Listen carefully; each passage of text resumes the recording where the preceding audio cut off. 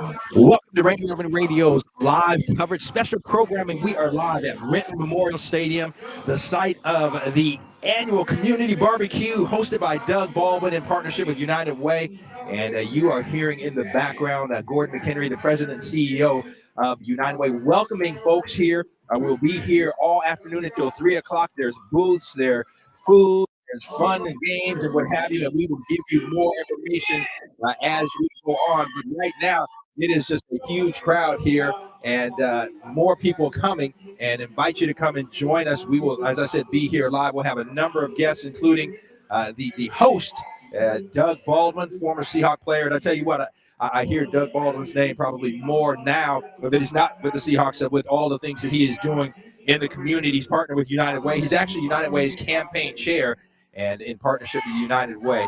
And so right now we have a few guests that are just welcome. You kind of see the split screen there. And so we're mainly on the main stage, if you will, in the stands and facing the field. And so if you are not doing anything, just among the number of things going on all weekend, but we are here at Renton Memorial Stadium until 3 o'clock. And again, it is the annual community barbecue hosted by Doug Baldwin. He is the campaign chair for United Way. So there are a number of vendors. I'm going to give you the specific details on them in a minute. You hear the voice going on the mic. That's Tony B. And you see Tony there. And he is the MC and hosting this community event. And just a tremendous event here at Renton Memorial Stadium, I should say. But we'll scan around and you can kind of see a little bit later all of the things going on. We have some student performances going on. We've got drill teams. We've got, again, barbecue and more barbecue. So come on out here. And the operative word for everything today is spelled F-R-E-E. It's free. So come on out to Renton Memorial Stadium and enjoy this community barbecue hosted and put on by Doug Baldwin. I'm Rick Dupree, and along with the team here at Rainier Avenue Radio, bringing you this live coverage and celebrating really this weekend, a great weekend where we are looking at celebrating what is going on. And actually, we're going to try to get the camera over. We've got some of the drill team coming. See if I can move the camera and you can kind of see them and some of the performances going on. Oh, yeah, I'm trying to get this around here. Daniel, I'm going to string this through you here. All right. Let's see if we can get the camera over and we can see the drill team that is performing right now. There we go. And then if you want to put the camera on them only. And so, again, just among some of the things that will be happening all afternoon here at Renton Memorial Stadium. I'm going to bring this through you again, Cyril. Thank you. So, again, if you're just tuning in, we are live at Renton Memorial Stadium. Tony B right in front of me, the man running the show here. I'm Rick Dupree. And, again, if you don't have anything to do, come on out and enjoy. There is barbecue and more barbecue. And, again, I'm going to run down the vendors in just a minute. I mean, we've got Jack's Barbecue, C. Davis Barbecue, Lumpia World. If you've never had lumpia, let me tell you something. You are in for a treat. Free Lard Tomorrow, Stan's Barbecue. Off the Res, NWTX Barbecue, Ray Horn Grill, Seeking a Kombucha, Hood Famous, Skinnerina, Chicorina, Pastries. And so a number of the vendors here, Sweet Alchemy, Boon Boona Cafe, a coffee if you've never been there, Escadu Bakery. So there are a number of vendors here, and come on out and just enjoy what is going on. Everything is free, and we are here and we'll be here. But right now you see the camera, and they are on the drill team there. And so, again, a number of performances going on, and we have, among others, the Renton High School Black Student Union dance team. We also have the Washington Diamonds drill team. They'll be performing, and we'll also talk to some Seahawk players, some former Seahawks. Eddie McMillan, if you remember the name, great defensive back for a number of years, the LA Rams, and played here for a couple of seasons. So he is here. We'll talk with him as well. And in addition, we have some guests, some special guests that are on the air here at Rainier Avenue Radio as well. One of our lovely hosts, Rick. I think he goes by the name of Bert Kawili. And what's going on? How you doing? I'm pretty good. I'm excited. I'm excited to be here. And this is a wonderful fundraising event. And as Tony has said before, everything you see in here is free. Is that right? Yes. Oh, Bert, Yeah. that is right. And so we're encouraging people to come on out here to Renton Memorial Stadium. Talk a little bit about, so people maybe haven't heard you. Tell them what you do, what you host, the show you have here on Rainier Avenue Radio, and Right. kind of what you do. but before I do that, I just want everybody to know, and everybody has already viewed the live video that I have been broadcasting here this morning twice. Even in the Philippines, they have been receiving they have seen the video. Really? Okay. But anyway, as everybody know that I represent Philam Radio with broadcast every Tuesday, except this coming Tuesday because we have another celebration here. Yeah. But after that, it's gonna be every Tuesday, 1 o'clock to 2:30, and the name again of the program is Philam Radio, Radio, and you could watch it on YouTube or on our Facebook pages, Bert Kawili, Bert's Angels, or even Miles Salvador. And we had one of our other co-hosts here. She was Vicki Nabarro was here. I don't know if Yes, Vicki had to leave at noon, so she must have already left. But yeah, she helped us set up today, and nice. yeah, it was good to see Vicki for the first time. Yeah, I was surprised to see her too because I wasn't expecting. Of course, Miles said, she wanted to come, but of course she's in Australia. She's our co-host. Oh, okay, Yeah. okay. Well, I'm not mad at her. She's in Australia, or maybe I am. I'd rather be in. I tell you. So, Bert, for anyone that has not heard the show, what can they expect when they listen to the show? Thanks to Daniel Bellis because he is our producer. We call him now. He is the producer extraordinaire. Yes, sir. Oh my God, he's good. Yeah. And now he's got an apprentice or an assistant. His name is Caleb. Yep. Caleb, Caleb, yeah. And he's doing very well, actually, for the, 2 or 3 times that he's been doing it. I know that Daniel has been watching him very carefully. Kind of a producer in training, huh?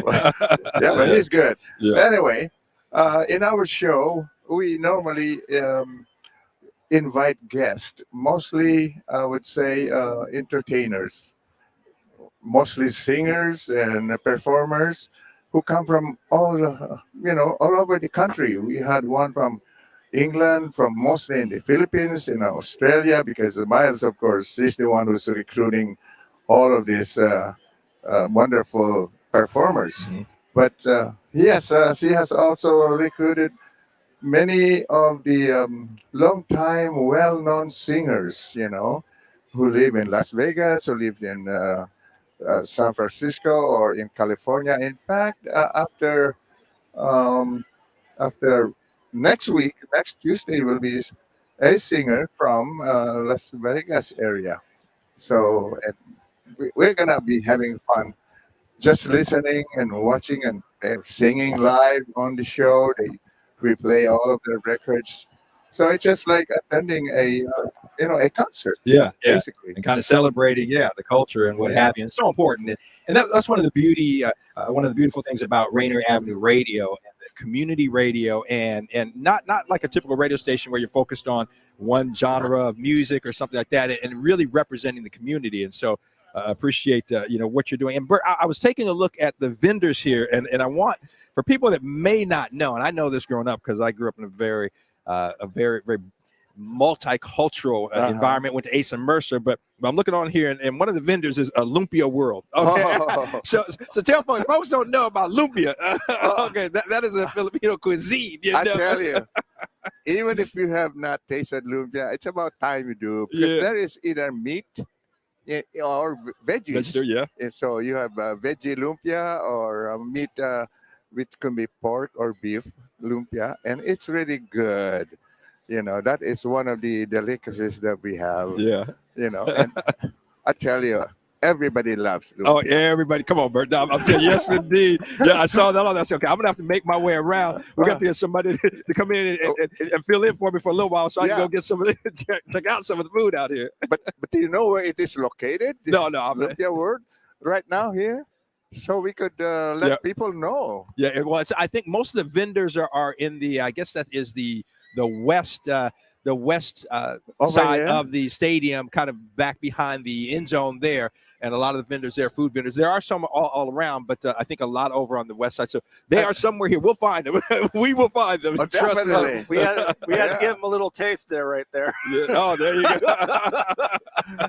Yeah. So again, if you have if you enjoy barbecue, if you've never tasted lumpia, don't know what that, come on out. Again, everything is free. And we are here, Rainier Avenue Radio, broadcasting live until 3 o'clock, and really just celebrating, a celebratory weekend. And this in partnership, Doug Baldwin, the community barbecue, but in partnership with United Way. And as I mentioned earlier, Doug Baldwin, the campaign chair for United Way as well. And we'll tell you more about United Way and the things they're doing in the community. But this just being one of many. You have what are those, the bouncy yeah. and the slides, bouncy, and all houses, that.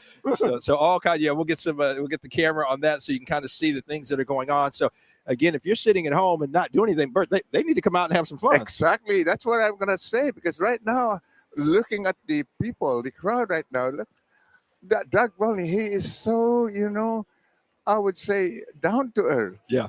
He has been posing for pictures with kids, with adults, with me, in fact. That was good. Yeah. Well, it's interesting. I said this earlier, but Doug Baldwin, I almost hear his name as much or more now because of what he's doing in the community than when he was with the Seahawks. And a guy who we had him on the air on a show I did years ago, called One-on-One with Dupe, and had about an hour and a half session with Doug as he was still playing. And again, just talking about, how important it is for him to give back in the community. And he certainly has lived that since he is retired from the Seahawks as well. But, I don't know if you know, but he's half Filipino, right? Oh, I didn't know that. Oh my God! You did not know that. Okay. So you got both of our cultures, huh? You got some African and Filipino in him. Represented. No. Doug Baldwin, he was our hero, and we always. And I love the fact that he did say that I am Filipino. Yeah. And it's interesting. I mean, another thing I love about what we do at Rainier Avenue Radio, because so many cultures are represented. But can you talk about, you talk about some pride in the fact that he, number one, said, hey, this is who I am. This is my culture, my background. But how important is that for young people growing up, and just to have a show like yours, for them to be able to say, okay, my culture is being represented, for someone like Doug Baldwin, who is on that type of platform at the professional level, to acknowledge that. How important is that for young people and older folks as well? Yes. But especially for those who are starting to know what where they're from, their grandparents maybe coming from the Philippines, who are now living here in this great country of ours. But it's something else. I mean, that's what you call Filipino pride, And there are so many talented Filipinos all over the world, and Doug Baldwin is so talented as a wide receiver, and people try to emulate, do what he was doing. It takes pride. When you know that Doug Baldwin is Filipino, and I say, I'm Filipino, I'm proud to be Filipino. And I'm proud to know that there is Doug Baldwin representing, our race. It's amazing. I couldn't have said it better myself. And I mean, I think this weekend, it's interesting because you talk about Juneteenth. And I think people have different feelings about Juneteenth and what have you in education. But I think at the end of the day, Juneteenth, for us as people of color, Blacks in particular, really representing our true freedom. And it's something that we celebrate in a nation, in a world that really devalues us and doesn't look anybody that's got this brown color skin, we're not, and there are these messages, whether they're subtle or overt, that we are not as important. And so to be able, as you said, to have somebody like a Doug Baldwin, to have events like this, to be able to celebrate who we are and be proud of who we are, is so important. And speaking about our program, Phil Am Radio, we have right now attending also to the invitation of Daniel, one of our co-hosts. Her name is Vicki Nabarro, and I'll let her explain what she does. She has been a very great help to our program, and she is a great community volunteer. So, I was saying we've been joined by someone who making us look a lot better. So, Vicki, welcome. How are you doing? Hi, family. Hi, I'm Vicki Nabarro here with, I do a lot of things in the community. And right now, here at the Renton Memorial Stadium, man, this is something amazing, right? This is a place where we bring community together like this, right? We get our communities, we got different organizations, and for the kids, they have bouncy houses here and the food. Oh, this is amazing. And we get to see some live performance here, right here in Renton Memorial Stadium. We're here until 3 o'clock today. This is something that we haven't had like this in a long, long time. So we are so honored to be here, and great to see the community out connecting and building relationships. And this is what we want to see. We want to see all this, right? We need to do more of this out here in the community. And we want to thank all our sponsors here, Doug Baldwin. Thank you so much for just giving this opportunity to our community. So here I am. My name is Renton Memorial. I'll do community outreach here in Washington State. I do. No, go ahead. Keep going. Okay. Yeah, keep going. Okay. So So what I do a couple things here. I work with King County Public Health as a community navigator. So, so I do community outreach, navigating the different systems here. I also do promotoris. I am a King County community liaison for we do back to school fairs, health fairs, and then I also am a vice president here with here you go, Lend a Hand Community Outreach, where we are a mobile food distribution that goes around the state, helping and serving our community. So yesterday we were in Tacoma. We served about 1,000 individuals. Next week we'll be in Auburn. So for me to be, you really have to be in the community, to feel the community, to see what is happening in a community. So here I am, connecting with families out here, connecting with organizations, and how we can partner. How can we make make a better place, give hope to people? Whether it's a smile, whether it's a conversation, whether to make change. Yeah. Right? So. And Vicki, talk about how important is it now? I mean, we've been in this pandemic, and obviously this last year things have opened up more and more. But how important is it for services like this to be available for us now, to be able to come together, in the community and be of service to the community? Yeah, so there was a lot of disconnection during the pandemic, and whether if you're a student, whether it's an individual, and so as we are out here right now, this is important to us. A lot of this is important to us to build a relationship with our community, to build partnership with different organizations to support each and every one of us here, right? So it's just it's really nice to see everything right now. We would like to see more of this happening. Absolutely. Right? Yeah. I love to see people talking, people connecting. The smiles on everyone's faces right now is just an amazing feeling. The hugs I see. And Vicki, you make a good point when you talk about people talking and connecting, because then we start to see that, there isn't so much that's different between us. There's so much more that's alike. But unless we are able to come together and have that dialogue and what have you, we don't get a chance. If you just tuned in, you're listening to Rainier Avenue Radio's live coverage by the Community Barbecue. We're at Renton Memorial Stadium, hosted by Doug Baldwin, my guest, Vicki Nabarro. She, along with a Burt, host of the Phil M Radio. You can hear their show here on Rainier Avenue Radio every Tuesday from 1 until 2:30. Yep. And Vicki, talk a little bit about your role on that. I mean, you've got multiple roles. We're wearing a bunch of hats, doing a lot in the community, but talk about the show and just kind of what you do there and the importance of a show like that representing the Filipino community. Yeah, so I'm a co-host with Leah Burt and Auntie Miles.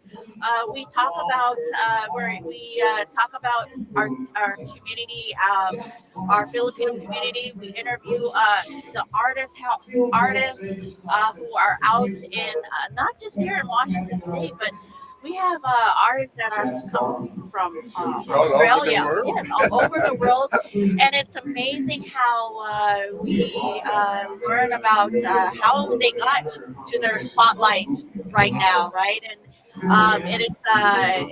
some has been challenged to make where they are today, but they are amazing, talented people out in the community, our Filipino community out there, and I enjoy meeting new faces from different parts of the world, right? And I enjoy hearing their talent, and some of them have more than one talented. The last one is also he was not just a singer, but he's also an actor.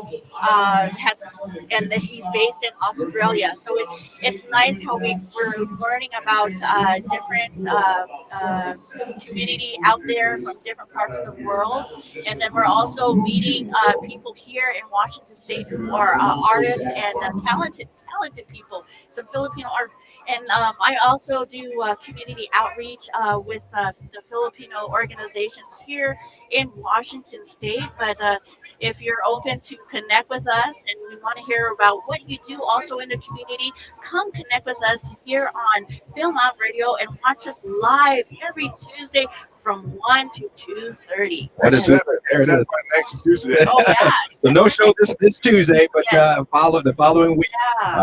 Film on Radio right here on Rainier Avenue Radio. And again, we are live at Renton Memorial Stadium. If you're not doing anything, we're going to be here, and everything's going to be going on for about another 3 hours. And then you got the bouncy house, you got the slides, you've got barbecue, you've got the lumpia, we've got kombucha, we've got coffee, boom coffees out here. So just a lot of community activities going on here, kids, adults alike, and as Vicki, as you talked about, just people from all walks of life out here and connecting and coming together, and so important. I want to say thanks again to Doug Baldwin, who is co-chair of the United Way's campaign, but United Way is a big event, and we'll talk a little bit more about United Way, the things they're doing in the community, this being one of many that United Way of King County. You saw at the beginning of our broadcast as we came on, Gordon McHenry, the president and CEO. We'll have him on the air here in a little while as well, and he'll tell us more about United Way, their mission, and what they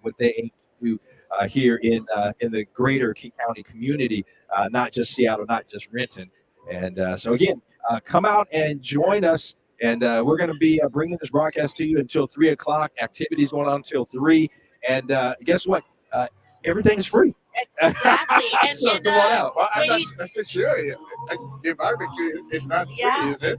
That's what they said. Everything is free. Come on out. Yeah. And don't forget to stop by our little. There's a place here, right? They talk about different organizations who are here, and then we have a couple of the tech schools that show their work that they're doing, and it's phenomenal. They have like robotic events there that you can check out their booth. Yeah, so check out every booth that who are out here on the field.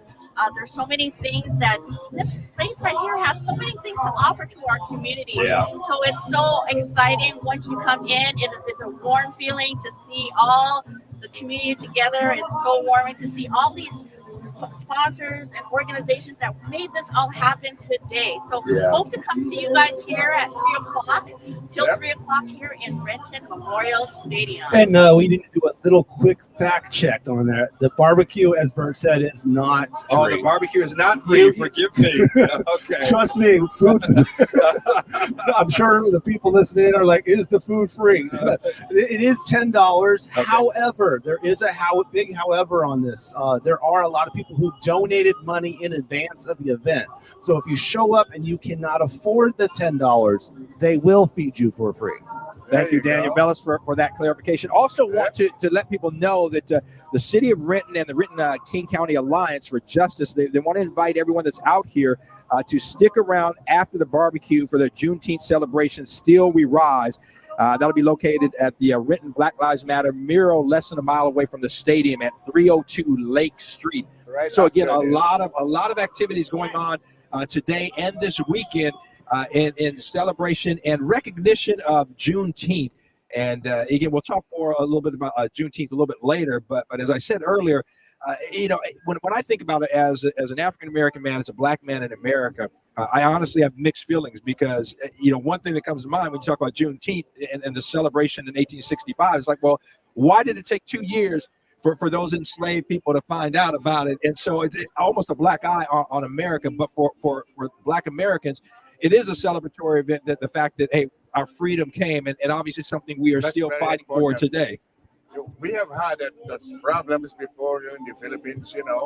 We have been under Spanish rule for 300 years, for example, and then the American rule, for another 10 years or so until we regain our independence. And that's the important thing. But before that, in fact, we have two independence because we had to fight for independence against Spain and then fight for independence, the real independence with the U.S., with the Americans now as our friends.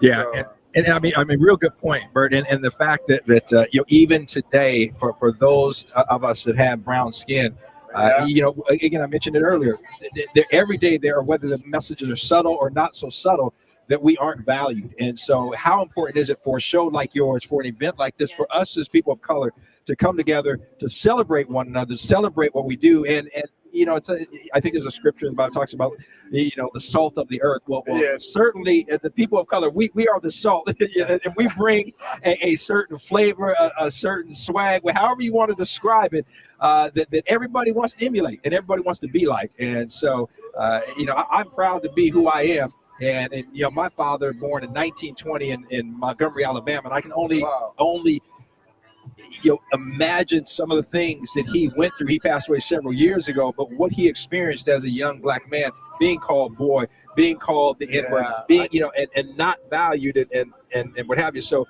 again, events like this and being here with the two of you, it's so important that we are celebrating one another. It is. Exactly.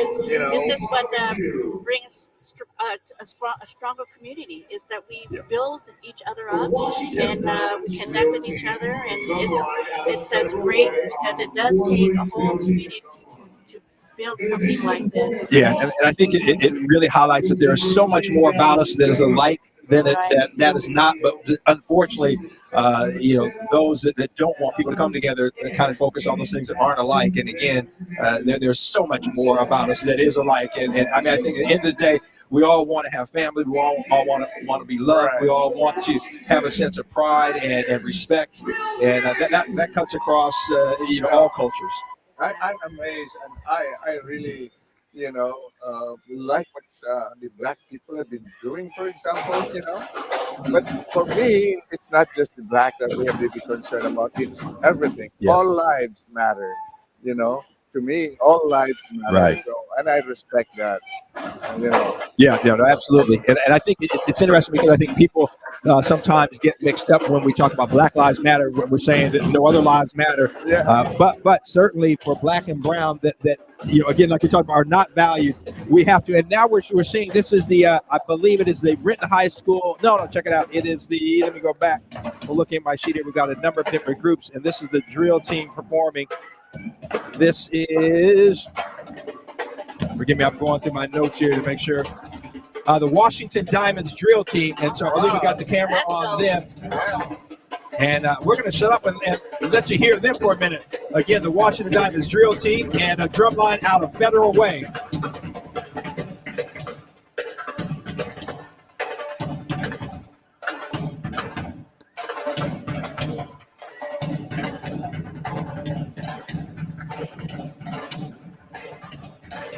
And you see them, they are going down the Washington Diamonds drill team and Drumline out of Federal Way, and they are making their way down the track.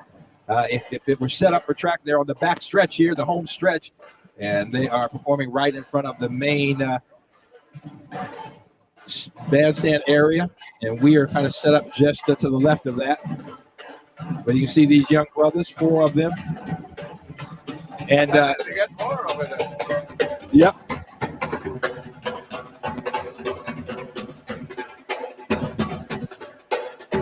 So again, if you're just tuning in, this is Rainier Avenue Radio's live coverage of the community barbecue at the Renton Memorial Stadium, hosted by Doug Baldwin and United Way. And most everything is free. Barbecue, I believe, is $10. We were corrected. And right now you're taking a look at the Washington Diamonds drill team and Drumline out of Federal Way. And they are performing right here in front of the main stage. Yep.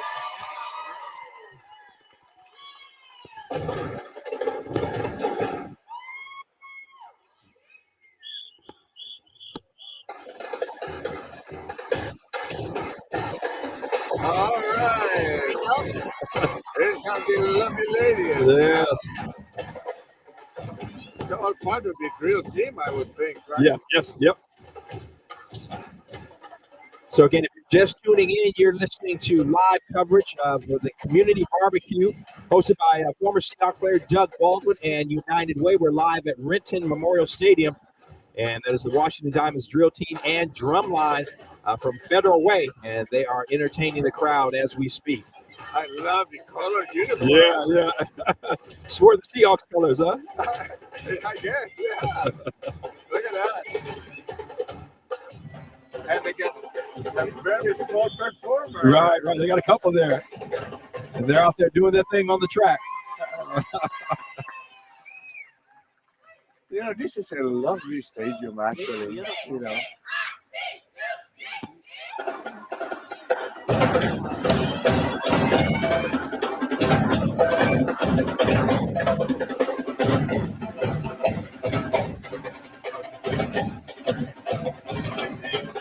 Wow.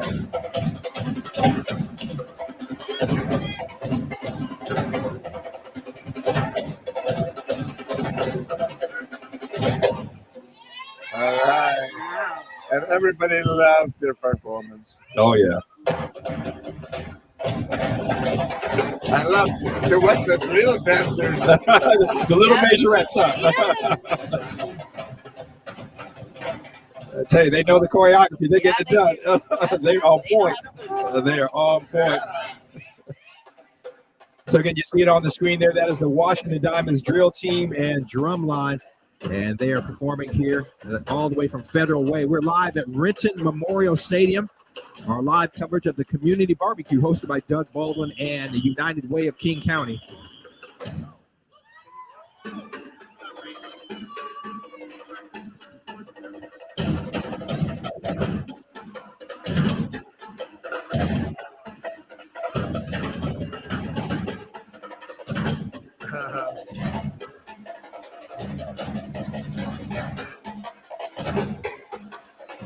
You know, that reminds me, years ago we had this Filipino youth activities drill team. Oh, yeah. I remember yes.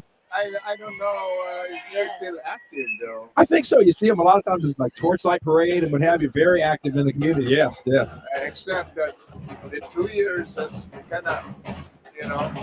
Yeah, and as Vicki was saying earlier, I mean, nice to be able to come back out, come together for events like this. And Seafair, you can go on the website, Seafair website. They are back, live and all of the activities, back in person this year. And again, great to have this event here. Again, we're live at Renton Memorial Stadium, and I hope you come on out. Festivities will be going on until 3 o'clock.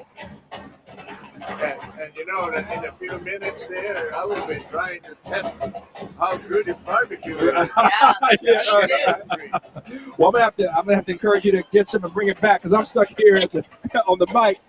But so again, barbecues out here, and I'll run down the list of vendors in a moment. But they are spread out throughout the stadium. A lot of vendors on the west side of the stadium behind the end zone. But again, a number of vendors all around.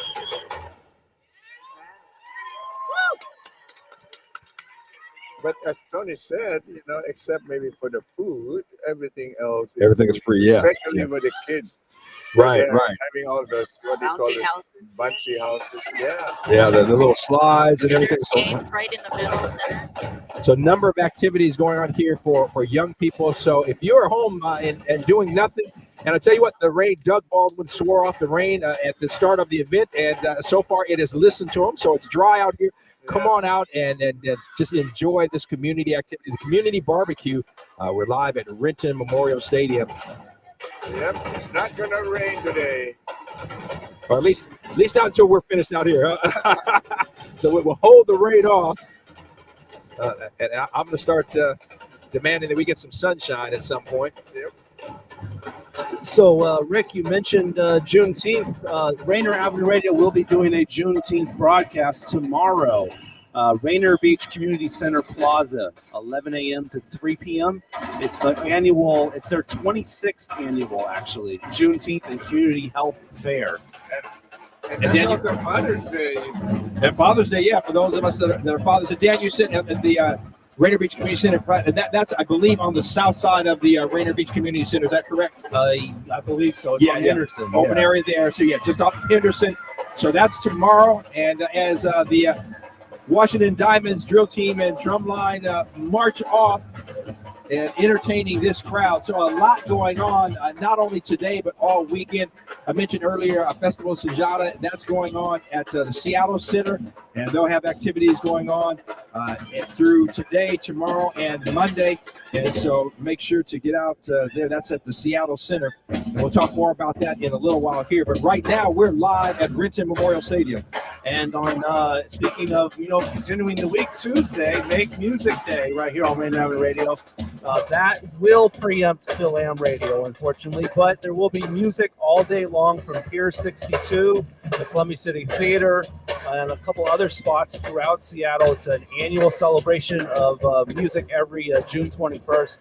Make Music Seattle right here on Rainier Avenue Radio. You can take a quick look at the lineup from Pier 62, going all the way from noon until 9 p.m. We got Aurora Avenue at 12:30. Fatal Luciano, a local rapper, at 1:20. The Ancient Robots, I think that's a rock band. At 3 o'clock, we got some instrument giveaways and music lessons. Very interactive session right there. 4 o'clock, an R&B singer by the name of Kat Stokes. And I will say this, Kat Stokes, a graduate of Seattle Academy and quite the performer. So to get out and support her. She did perform at the Martin Luther King in the gun violence rally that we actually did last weekend from Martin Luther King Memorial Park. And at 5 o'clock, you got another MC, P. Washington at 5. At 5:50, you got the Tina Hendricks Academy. 6:30, you got an R&B group called Goodie Bag. At 7:20, you got Piper, and then it's all going to end at Dub Lounge International at 8 o'clock with some reggae band to end the final hour. Make Music Day Tuesday right here on Rainier Avenue Radio. Yeah, and as we celebrate Black Music Month as well, and that all going on Rainier Avenue Radio. So trying to keep you connected to the community, your community radio station, obviously Rainier Avenue Radio, thanks to Tony B., founder and everything. What do I call him? Founder and station manager, and handing out tickets. We're going to have a little draw here. Okay, is this the winning number, Tony? Remember, the last three, there's a 128, okay? Just remember that. So if you are enjoying, what you're listening to, come on out and join us. We are live at Renton Memorial Stadium, and you can still hear and see that is the Washington Diamonds drill team and Drumline doing their thing. Oh, yeah. Hey, we got this for barbecue. Yeah, you guys, he didn't handle a raffle ticket. He had to do a meal ticket. Oh, a meal ticket. Okay. So 128 is a winning number. All right. Thank you, Tony B. Good looking out, my brother. Oh, they're back. So again, coming back down the other way, the Diamonds, Washington Diamonds drill team and Drumline. And Daniel mentioned some of the special programming we have both tomorrow and Tuesday. We will not preempt the show I do Monday nights at 6:30, so make sure to tune in. and we'll have a Hall of Fame journalist, David Dupree, and we will recap the finals. The Golden State Warriors winning their 4th NBA title in 8 years, and David will break down not only the Golden State Warriors win, but Steph Curry and his place in history as he is really implementing and, or I should say, planting himself as one of the greats. And so we'll talk about that Monday night from 6:30 to 7 right here on Rainier Avenue Radio. David Dupree will join me, and we'll recap that big win. Oh, there you go, my ugly mug on there. All right, thanks, Daniel. I put that out there. So again, how old is that picture, Rick? Now that's actually a pretty recent picture. Okay, as we do it all, I mean, I don't do photos and all that stuff. So, but as we were doing, going into everything being remote, I had to get a few things to you guys. So that is this Monday night, and again, right in front of us, Tony B is the MC of the event here, and working with the city of Renton, but really United Way, Doug Baldwin, as you see on the screen there. Doug Baldwin's Community Barbecue, and we are live at Renton Memorial Stadium. I've got Bert, and we've been talking a little bit about him in the show, and and again, you can hear it every Tuesday. Not this Tuesday, we preempted, but every Tuesday. Thank you, from 1 until 2:30. Right here on Rainier Avenue Radio. And if people who are watching this or listening to this live broadcast, please come. If you have the time, please come. There's a lot of time. Because you guys, one of the loyal Phil Am listeners, Tyler Parcher, is watching. Oh, yeah, Tyler. Tyler. He probably wants to know when NorbCam is doing one of his live sessions. Well, right now, Norbert, my son, he's really busy doing his kind of work and earn a living too, Yeah. Otherwise, he would be doing a lot of these videos about the Seahawks and sports. So, well, we are here, and this is a passion. We love to serve the community and contribute to what Rainier Avenue Radio is doing as a community radio station. So all three of us, having shows on the air, but again, doing that because it's just something we enjoy doing it, and want to be able to give back. And that is why when Daniel sent the email, I did not even hesitate. I said, "Yep, I am going. Yes, I am going to support the Villa, Rainier Avenue Radio Network." Absolutely. And again, I mentioned this earlier, but one of the beautiful things about Rainier Avenue Radio is that it truly is community radio. And so even if you've never been on the radio, you have an opportunity, always looking for new shows. There's a process you can go through. You can get more information on our website. But again, we want the community voice to come through loud and clear as it does. And that's what this is all about, is a community radio and from the community perspective. And so hearing directly from those of us in the community and all of that, get just a broad array of shows that we have on the air. And I think later, Daniel and I will kind of go over and talk a little bit about that. But from sports to talk to music to, community affairs, social justice, kids shows, foreign language shows, you name it. And just a beautiful thing of representing our community. It really is. To be able to have an event like this takes a lot of work. Yes. From many, many volunteers and sponsors and organizers, Now, you make a good point. And United Way, I'm looking at some of the notes here. United Way is always looking for volunteers as well. And you can be a part of United Way's work by volunteering or by visiting the AmeriCorps table that is here to learn more about the jobs that can make a difference in the community. So, come out, have some fun. But if you are interested in giving back, there are a number of opportunities, and Bert made a good point. A number of volunteers they had before everything got underway at 11. Volunteer meeting. Doug Baldwin addressed the volunteers, got them pumped up and psyched up. But just a fun thing. I see Tony's got some lumpia there. Okay, Tony, you're gonna have to. We may have that. When we talked about the barbecue, we said, "Oh, so we got some lumpia up in this joint." Yeah, so come on. And if you don't know, you better find out. Yeah. Shoot, let me tell you. So Tony got it from Lumpia World. Yes. Is that what it is? Yeah. Okay. And so looking through the list, I'll go through real quick. We have a number of vendors here. Yeah. And among them, Lumpia World. And Lumpia World, Lumpia is a family-owned Filipino-Japanese Chamorro fusion cuisine food company. It started up in 2003. Derek and Eleanor began cooking lumpia for small potluck-style gatherings, and their lumpia was always the first to go at the parties, and I certainly can attest to that. And so check them out, but they are among the number of vendors that are here. And you guys, this one thing on the screen right here, this is not Tony's plate. This is an example of lumpia barbecue. An example of it. You want to show a lumpia his plate. There you go. Right here, right now in Renton Memorial Stadium. We're here until 3 o'clock. There's a live event here, live performance. There's a bouncy houses, things for the family, right? You bring everyone out here. We have a couple of the robotic schools here. They're showing their talent, very talented work. Yeah, the robots. Yeah, right in the middle, right there. Right there on the 25-yard line. Yeah, it's amazing these young people and the robots that build and the things they can do. Yep. We have games right here, and there's other vendors out here that you want to come out and check us out here today, here in Renton Memorial Stadium. And it's just an amazing feeling right now where you see all the community together right here. It's Tony's sitting in front of us with this plate. If he brings this over, it's over, Tony. Don't bring that near us.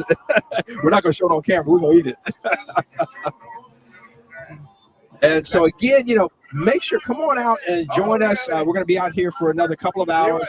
Actually, 2.5 hours until 3 o'clock. Things going on right now. Jerry. Okay. Jared from United Way, huh? Okay, good. Hello, shout out to Jared. Thank you.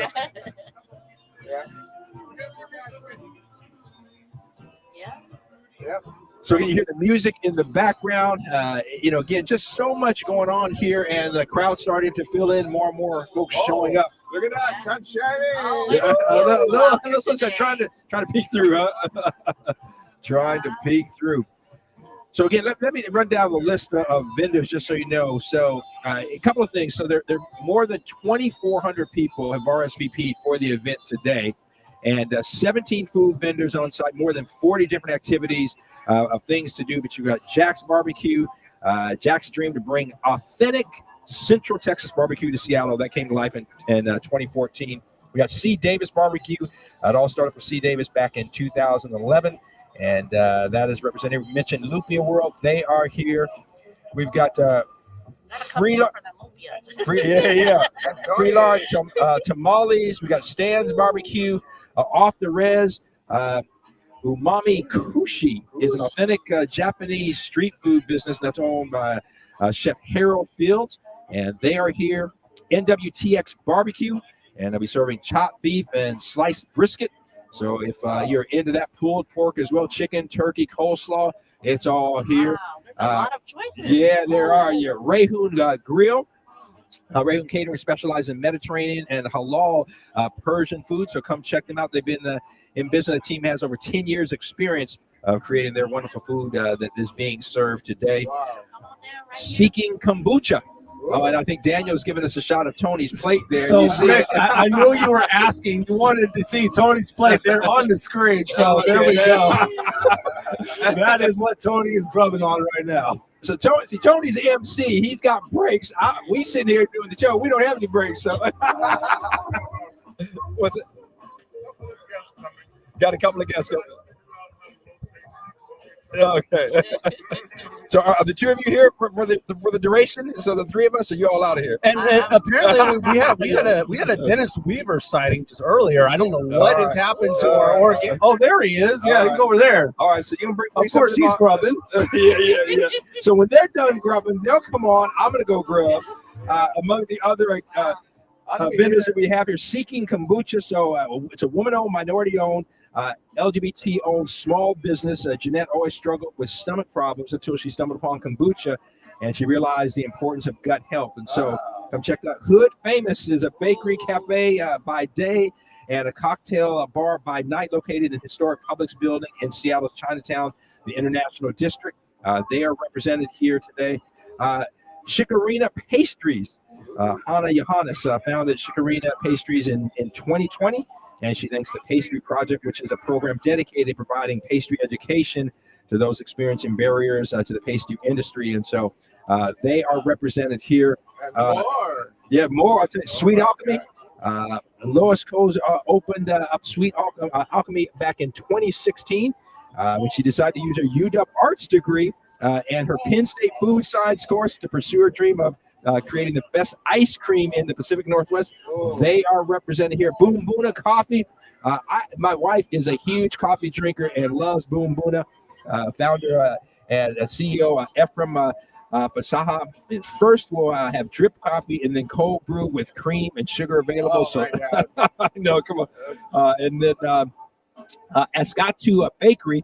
In 2001, Estella began experimenting with allergen-free foods after the birth of her daughter when they found out that she had a lot of severe food allergies. And so because of her Asian roots, and a lot of us that are ethnic culture, darks, my daughter dealing with eczema and topical steroid withdrawal, because, again, doctors prescribe medication and trying to mask the problem and not dealing with the issue. And so as Ascatu Bakery started for that, and so really using experimenting with ingredients, a typical Western palate, but Ascatu Bakery really looking at allergen-free foods, and that is their focus. So they are represented here, and then as you mentioned earlier, a number of community tables here as well. Among them, Children's Therapy Center, Rain City Rock Camp, the Intentionalist Girl Scouts of Western Washington, the Renton Seahawkers, Bloodworks Northwest. I'll talk about Bloodworks in just a minute. King County Coalition on Homelessness, Seattle Angels, Sankofa Impact, PFLAG Flag. They're all represented. I was going to talk about Bloodworks, and I work at Seattle Academy, and we have done a number of blood drives, virtual and in-person blood drives. A huge shortage of blood in the community since the pandemic. And so if you have never given blood, it is easy. It is relatively painless. I do not like needles, I'll tell you that, but I'm O negative, which means I'm a universal donor. So I give fairly often, and it's really easy if you're just giving whole blood. And obviously there are other things you can do as well that are a little bit more detailed than that. But check out Bloodworks Northwest, a huge need, a huge shortage still, not only here in our region, but all over the nation. And so an opportunity to give back in that way as well. And of course, number one I'm proud of is Rainier Avenue Radio. Yes. Right here. Yeah. So come on down. We're here till 3 o'clock. There's so many things, activities that you can do with your family. There's games. There's also the resources out here. And there's also, look at the amount of food of different vendors who are here. So come on out and try those different activities here and join us. Join us today here till 3 o'clock. And Vicki, I noticed that there have been, as you enter, for example, the gate, there are giveaways from backpack, especially, not just for the kids. They give it to everybody, Yeah, so come on down here till 3 o'clock at Renton Memorial Stadium and watch us here live right now. And the Film and Radio is on Tuesday from 1 o'clock to 2:30 p.m. with Kuya Bird, I, and Ati Miles, and Norcam. So we hope to see you live on every Tuesday at 1 o'clock next week. Right. And all of the shows here on Rainier Avenue Radio, you can obviously get the Rainier Avenue Radio app and listen to it. Or if you go into the streaming platform, we're on YouTube, on Facebook, and on Twitch. And so make sure to join us. And again, the show I host called Monday Night Sports. You can hear us every Monday evening at 6:30 to 7. And we'll take a hiatus during the summer and then be back in the fall with the strong focus on the Seahawks. But until we do our hiatus, you can join me every Monday night, 6:30 live. And again, this coming Monday, I'll be joined by Hall of Fame and award-winning journalist David Dupree, and he will talk about the series. And Vicki, thank you for joining us. Great to meet you. And don't forget your meal ticket. The meal ticket drive. I gotta get my ticket. I gotta get that food. Okay. Yeah. But thank you everyone for having me here today, and I hope to see everyone here until 3 o'clock. This is a great place where we bring community together. I just love all this. I just really love all this. So come on down here in Renton Memorial Stadium and here till 3 o'clock. A lot of vendors here, food vendors, resource vendors, a lot of activities here for the family. So come on out here at Renton Memorial Stadium. And it's nice to be here with our radio family right here, right now. So everyone have a great day. Vicki Nabarro, thank you very much. Make sure to tune in every Tuesday, 1 to 2:30. You can check her out on the air. And here's your meal ticket. Don't leave without that. Enjoy. I'm sure Miles will be jealous about this whole thing. So you're gonna stay? I'm gonna stay. No, you go ahead and get some food, and I think we got some other folks coming on, and I'm gonna maybe take a little break and join as well. But again, if you're just tuning in, we are live at Renton Memorial Stadium. And this is the site of Doug Baldwin's community barbecue. Doug Baldwin, United Way. And tell you what, we're just having it as a festive event, a lot going on. And just come on out and enjoy the food. We have a bunch of food vendors. Thanks, Bert. Take care. Food vendors out here, and I'm told the food is $10. But however, if for whatever reason there's anyone that can't pay, there have been some donations, and so certainly we don't want anyone to be turned away empty-handed. A number of vendor booths, a number of informational booths, and just a whole lot of fun going on here at Renton Memorial Stadium. Now I'm joined by, talk to me, how you doing? Renton Frank. What is going on? Sitting right beside you. It has been a while. I walked in here knowing nobody, and I ended up sitting next to you. Yeah. Of course, I did know Tony B. Right. The chairman of our favorite There you radio go. station. Yeah. The chairman. Okay, I like that. I was trying to get the chairman. Rainier Yes, Avenue indeed. Radio.world. Yeah. And MC for this whole party. That's right. Tony is the man. Yeah. And I tell you what, and I'll say this, and I want you to tell folks about your show and some things that you do, but the beautiful thing about Rainier Avenue Radio, Tony is, and I don't say this just because he's in front of us, but that's exactly. Tony is a master of partnerships and collaborations.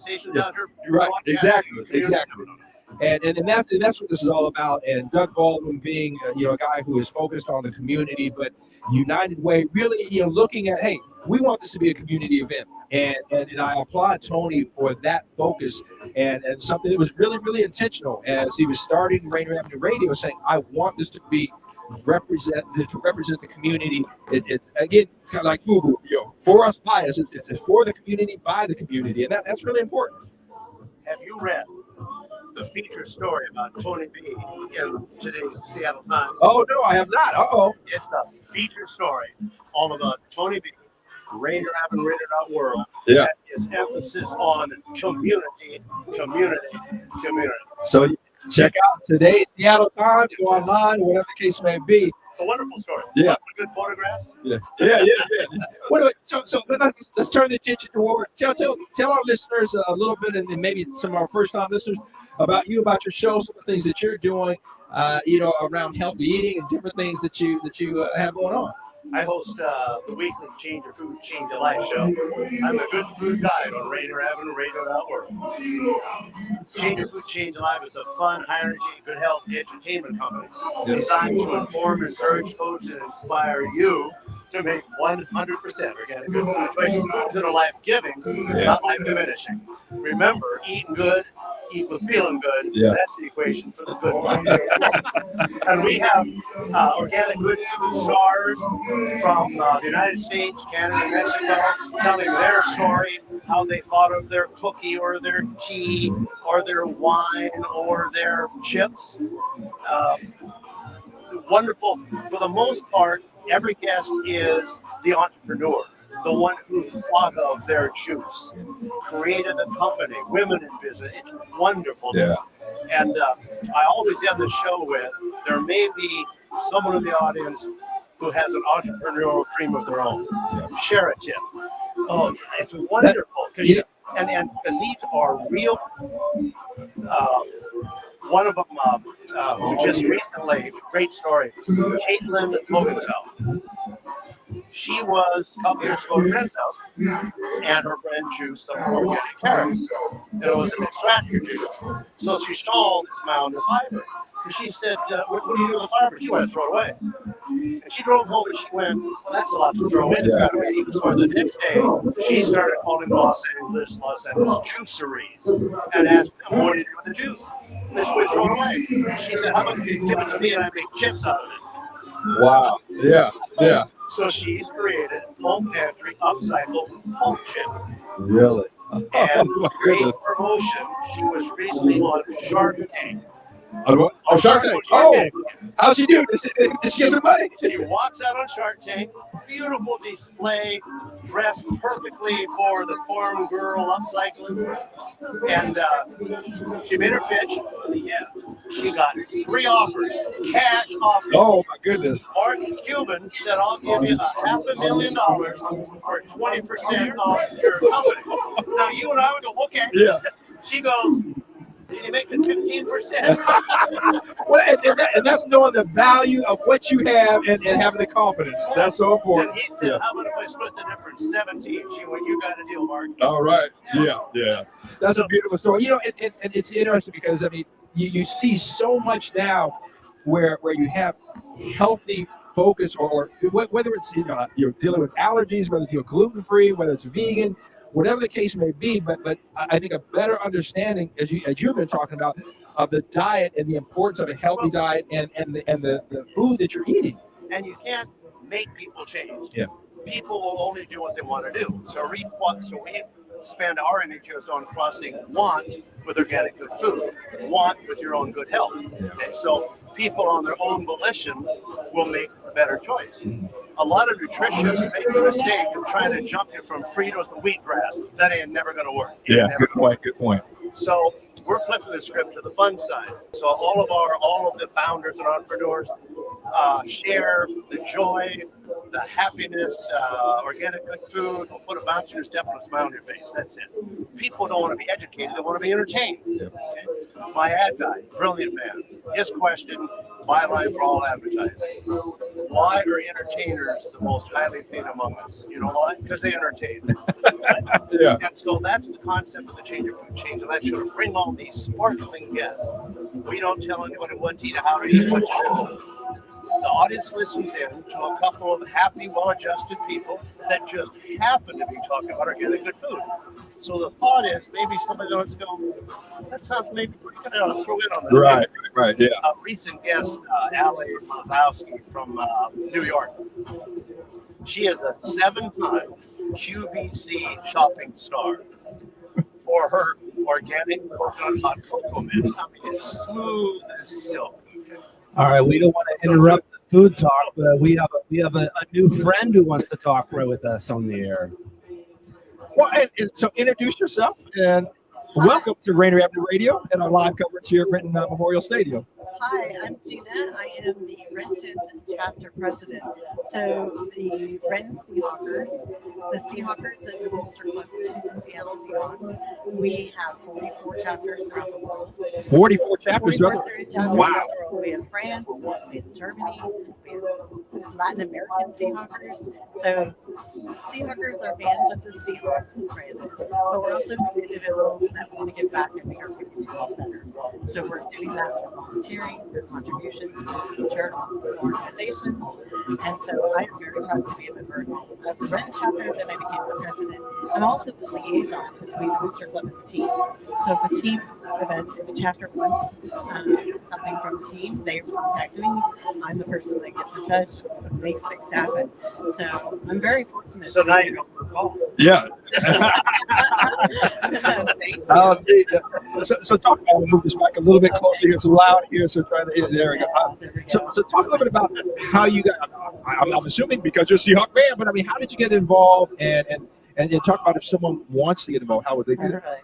So I became involved as I'm a fan, but I grew up as an Army brat and I was an Army spouse, and giving back to my community changed wherever we lived. And so growing up as a volunteer throughout my youth and as an adult. It's important. I'm a mom. I want to make the world a better place for my kids and my grandkids, their kids, and whatnot. So learning about the Seahawkers and the spirit of the 12 and what we do, it was a natural fit. So Yeah. I live in Federal Way. I work in Seattle. Renton is just a perfect match for me. I'm sorry, but it's Renton. And if you're a Seahawk fan, Renton is kind of the place that you want to be. So we're excited to build the Renton membership up. That's what we're here today to do. We want to talk to future Seahawk fans, get our youth involved into something positive. Again, being mom, I want that for our communities. So the Seahawks, do you have a tent or table here too where people can sign? Okay. We have a table on the far. I think that's the west side. Yeah, on the west side of the behind the challenge. So on the other end of the field, we have a tent, and we are happy to talk to you. We have when you sign up today, you do get a yearbook from last season. On page 29 of that yearbook is our story. So our president last year of our organization, she championed with the team to make that happen. So we're really excited to be on the yearbook going forward. So I'm excited. Are you over there autographing? As you I didn't even think of that. Give them a marks So is it Frenchie, right? Pardon? Tell me that. My name is Gina. Gina, excuse me. Okay. Yes. So again, the Renton Seahawkers, I'm reading from here. It says, the mission to make the world a better place by raising awareness and funds for charities in the spirit of the 12s. And the vision to create chapters across the globe. So 44? 44 chapters. 44 chapters across the globe. I'm going to have you repeat again where some of those are. So to create chapters across the globe to support and help every community realize their own spirit of the 12s. And again, a purpose through volunteerism to support the Seahawks organization, players, families, fans, and communities. And so again, 44 chapters around. So talk about again. You mentioned earlier some of the different countries. France. We have Canadians. We have Germany. We have Latin American Seahawkers. We have Seahawk chapters throughout the U.S. We have military Seahawkers. Military Seahawkers can be anywhere, which is a great thing. So we're all about supporting our military as well. Yeah. That's neat. And a few from Renton. A few from Renton. I mean, the field is full. I know. I'm excited. There's lots of 12 jerseys. I'm a little biased in that I think that the Renton chapter is the best chapter. But we're all happy with Seattle and the people that are here. So I shouldn't say today is a beautiful sunny day in Seattle. It is a great day in Seattle. It is. Yes. Beautiful. Yeah. So the sun came out to celebrate. Yes. Trying to peek through. If you just tuned in, you're listening to Rainier Avenue Radio's live coverage of Doug Baldwin's community barbecue. We're live at Renton Memorial Stadium, and Doug, in partnership with United Way, hosting this event. Will be going until 3 o'clock, so another couple of hours. And I tell you, there are activities, there are information booths, there's food. I mean, you name it. It is happening out here. And, make sure to come on out and join us in the fun. And if you're a Seahawks fan and want to be a part of the Seahawkers and giving back in the community, there is a table out here. You can get more information. Yes. And so if someone wants to join, what is the process? So it's a very easy process. Today we were technically challenged, so we don't have the technology. But we're taking your name and your number. We do meet, the Renton chapter meets the third Wednesday of the month at the Renton Eagles, which is on 220 Wells Avenue. It's here in Renton. It's $15 for individual membership. It's $25 for a family membership. If you can't do that today, come see me. We'll make it happen for you. So is that a monthly membership or annual? It's an annual membership, and it gives some great things. We had a group of 12s that went down for the NFL draft in Vegas. We're going to do some touchdown city things at the Walmart Theater. Every home game, away games, we do send-offs and welcome to homes. We are also looking to do kind of a similar thing with the membership at training camp. So lots of good stuff coming up. Yeah. Now, if someone says, "Oh, I'm really interested. I can't make it down there today," how can they get more information? How can they join? They can they can go to our website for the Seahawkers. It's www.seahawkers.org. Seahawkers.org. Okay. And just look under membership to sign up, and we will get you connected. So you don't have to be from Renton. You live elsewhere. I'm sure we can find a chapter close to you. And All those right. in the audience who may have wondered who cheers the loudest at every Seahawk game, it's her. Oh, you know. It is me. Yeah. Oh, how deep. Well, thank you for sharing a little bit Thank you about so us much and for having me. with us, I should say. And yeah, all the best as you continue to get that membership up. Huh? Thank you. I appreciate it. Yeah. I appreciate it. Yeah, absolutely. Again, come down and join us. We are live at Renton Memorial Stadium. The crowd is starting to fill in. And the booths, again, I'm looking over, and the Seahawkers table is over in the west end of the field. And so they've got a lot of booths set up as kind of back behind the end zone, behind the goalpost. There are games, there are activities going on. I mean, you name it, Dennis, it's happening. Have you ever seen a hotter marching band than the Diamonds? Oh, I tell you, Wow. yeah. And I bet you like the colors, huh? I do. I'm a fan of those colors. Yeah, somewhat attracted to them. Yeah. I love that marching band. The heavy on the bass drum. There's a lot of good marching bands, but some are a little thin. This just drives. Well, the that drum show line, yeah. home. Yeah. Yeah, absolutely. Know what it is. And And while I'm here, I don't really get a chance to thank the best producer at Rainier Avenue Radio World, Daniel Bellis. Code name D Money. When he does the weather and the traffic, Daniel Bellis. But on Thursday and Wednesday nights, when he does his wild ass fresh juice show on Wednesday nights at 9, full of hip hoppers, rappers, and adult language, he goes by D Money. he said, "Wow, come on, man!" Wow. Every Wednesday night, 9 o'clock. Very nice. Yeah, Dennis is showing his gray hair right now. It's not that wild. It's not that wild. Oh, well, I hope you're enjoying the broadcast. Again, we are live at Renton Memorial Stadium. And again, just celebrating the community. And again, among a number of events happening all weekend long.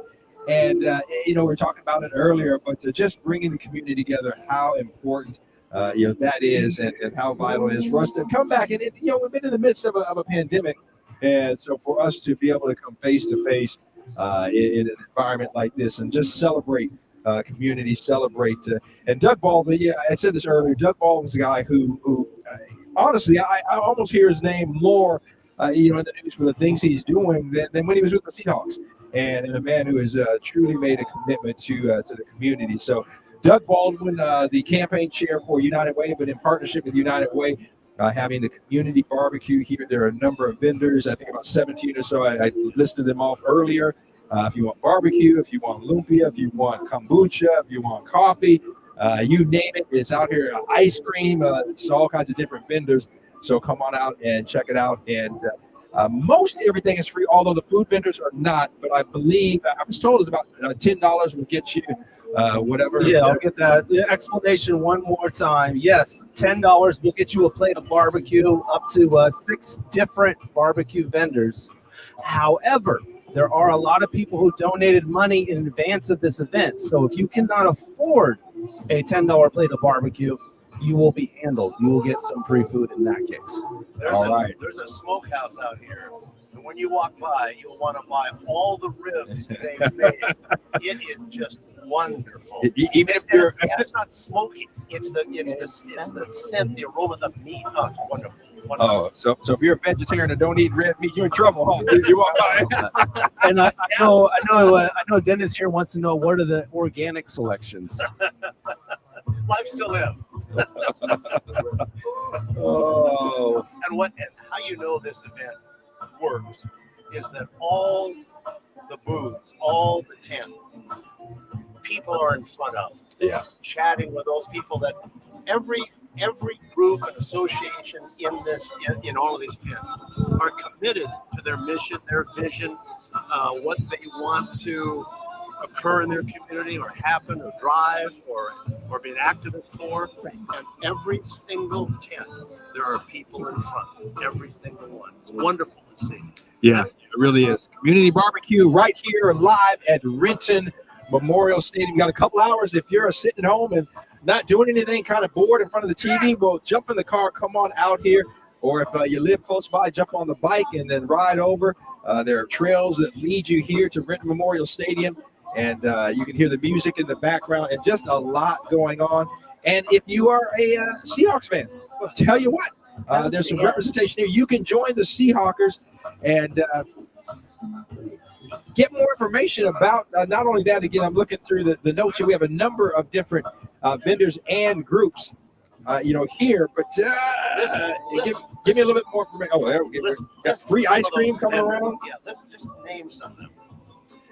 So I've got the vendors. Let me go to the community groups here. Give me 1 second here. I'm going through the sheets here. What we mentioned earlier, you saw the Washington Diamonds drill team in Drumline. The Renton High School Black Student Union dance team, is here, and we'll have more performances. Again, I'll get back to the vendors momentarily, but let me go over to the different groups that we have here in addition to the Renton Seahawkers. And the Renton Seahawkers, again, a group that Seahawks fans, but they're really focused on community service and really doing a lot in the community. 44 chapters throughout the internationally, not just here locally, including France and Germany. Yeah. And we have the Czech chapter is on trial basis with us. We have what the Czech? Oh my goodness! Okay. We have all kinds of groups. Seahawks fans all over the world. It's And even though some of us who are big Russell Wilson fans, heartbroken, we still got Seahawks fans. And the Seahawks, hopefully, a great draft, by the way, and filling a lot of gaps. So I think a lot of excitement for the Seahawks as they enter into a new season. But And weren't the Broncos sold recently? well, I don't think the sale has gone through. I think they're up for sale. Their owner passed away a couple of years ago. I think it was 2019. But there's been a lot of talk. I know Jay-Z has been mentioned, Jeff Bezos, and I think word is you're talking upwards of a couple $1 billion. So I don't think a sale has gone through yet, but I believe that is a franchise that is up for sale. It was so cool. I don't know if either of you saw. You get up on your organic good food like I'm up on your sports. Yeah. But one of the things that was really cool, I saw the press conference Denver had when they introduced Russell Wilson. I'm a huge Russell Wilson fan. And Denver's coach was so excited. I mean, he came on the podium and said, "Wow, can you believe it? We've got Russell." And so, really cool. I mean, even you hate to see him go. Obviously, you really hate to see him go. But certainly happy that he's going somewhere. Where the franchise is just totally excited to have him. And he's going to be able to put the ball up and chuck it like he likes to. So Denver's going to be a team to watch. They are going to be a team to watch.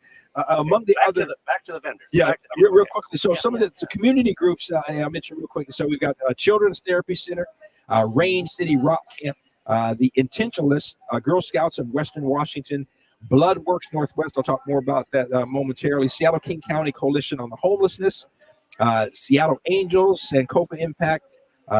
P flag or flag, probably flag, and the P is silent there. And then, as we mentioned, our guests here from the Renton Seahawkers. And so those are among the community groups. So a number of tables here so you can get information about all of those community groups, see how you can get involved. You have some kids from the robotics program. Again, I mentioned earlier, and listeners that listen to my show know that I work at Seattle Academy. We have a strong robotics program there. Well, I'm looking out on the field, and we've got the robotics station there, and so some real cool robots doing their thing out there.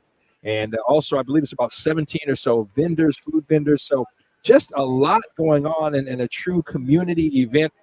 Thanks to United Way, thanks to Doug Baldwin. That is going on right here at Renton Memorial Stadium. Read all the food vendors. Oh my goodness! Make the people that aren't here sad that they're not here. So some of the food vendors, let me get through here. Go to page 3, I think it is. While you're doing that quickly, on the 7-time QVC star that was on the Changing Food, Changing Life show, wonderful young lady, woman of business. And then the show, I said, since you're a 7-time QVC star, give us a little QVC riff. And she just, buy it now, price going down. Limited offer. She said, "How's that?" I said, "I got my credit card out." So just so you know, there are more than 2,400 people that have RSVP'd, and so people still coming. 17 food vendors, more than 40 different activities going on. And so that is, on the horizon, or that is going on, I should say. Information on the vendors. Start looking at notes here and what have you. And you see that guy just come by with free ice cream? Yeah. Well, I know. Now Tony went from lumpia to ice cream. Would you get 2 ice cream bars? So- Would you get 2 ice cream bars when the guy came by? That's Tony B said I got one. It's a double one. It's like the popsicles. I just want to say this. Okay, Tony B's working. He is the MC.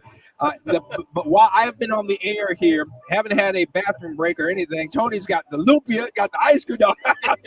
So let me go over the vendors real quickly. And I'll tell you a little bit about them. Jack's Barbecue. So Jack's dream was to bring authentic Central Texas barbecue to Seattle, and that came to life for him back in 2014. Jack's Soda location. Just wafts over you. Really? Okay. Wonderful. And Jack's has a Soda location, and you can visit them there. They brisket, chicken, field roast, vegan sausage, a potato salad, Texas caviar plus fixins. Okay, that's Southern. That's Texas. Okay. C. Davis Barbecue. It all started for C. Davis in 2011. And I'm sorry, in the background, my man Luther. But anyway, that's a whole nother story. And when his friends saw him at C. Davis, when his friends saw him, they were watching the show Pitmasters, and his friend dared him that he couldn't do it. And that was all the motivation he needed. So C. Davis Barbecue started back in 2011. Lumpia World. And Tony, how was the lumpia? How was the lumpia? Tony said the lumpia was excellent. Yeah. So Lumpia World, family-owned business, Filipino, Japanese, and Chamorro fusion cuisine. What's that? Oh, yeah, the sauce that it was dipped in and everything. Yeah. It was. So they've been around since 2003, and they have those in preparation this morning. They have those sauces stacked a mile high. Really, yeah. So they are busy today. And they are ready. There's a testimonial right there. Yeah, no doubt. The people at home missing all of this. Oh, come on, yeah. This happens next year too, right? I believe so. This is an annual event. Doug Baldwin, Mark it on your calendar. Yeah. There you go. So going down the list, I've only just started on the vendor list. So I'll read through the real. Freelord Tamales, a family-owned, career-owned Mexican restaurant, and Stan's Barbecue. I should say Stan's Barbecue helps the fire of Texas-style barbecue burn brighter in the Pacific Northwest. Dennis? It did. Yeah, it does say Dennis Weaver though. Okay. Off the Riz is Umami Kushi, is an authentic Japanese foods, Japanese street food business, I should say, owned by Chef Harold Fields. NWTX Barbecue, and they'll be serving chopped beef, sliced brisket, pulled pork, chicken, turkey, coleslaw, pickles, mac and cheese, you name it, they got it. Frankfurter. So come on out. Rayhoon Grill. Rayhoon Catering specializes in Mediterranean and halal Persian food, and their team has more than 10 years experience in creating that wonderful food. Seeking Kombucha, a woman-owned, a minority-owned business, so come on out and support them. Is good for you. Yeah, kombucha, and so I'll read the description here to give you a sense. So if you're not familiar with kombucha and really for gut health, so it's a woman-owned business, minority-owned, LGBT-owned small business. Jeanette said she always struggled with the stomach problems until she came across kombucha and realized that more of what she loved about that and didn't cause her stomach pain. So Seeking Kombucha will be serving a Purple Rain kombucha. We heard Prince a minute ago. Purple Rain, pea flower, lavender, and hibiscus. Also, a number of other flavors. So come on out. And they're nicely bottled and presented. Yeah. So that is Seeking Kombucha. Hood Famous is a bakery cafe by day, then a cocktail bar at night, located in the historic Publix building in Seattle's International District, Chinatown. Chikorina Pastries. Hana Johannes, founder of Chikorina Pastries back in 2020, and she thanks the Pastry Project, which is a program dedicated to providing pastry education to those experiencing barriers in the pastry field. Famous, best of both worlds, bakery in the day, bar at night. Yeah, that's the way to do it. And the last three vendors we have on here, Sweet Alchemy. Lois Coles opened up Sweet Alchemy back in 2016. And she decided to use her UW arts degree along with her Penn State food science course and started that business. Boom Buna Cafe. If you are, I should say Boom Buna Coffee. And if you are a coffee lover, Black on Boom Boom founder and CEO Ephraim Fasaha. First, we'll have drip coffee and then cold brew with cream and sugar available. Absolutely delicious. They have a store here in Renton. Yeah. And they do a traditional African coffee with almost all the ceremony around it. So you get your money's worth. Yeah.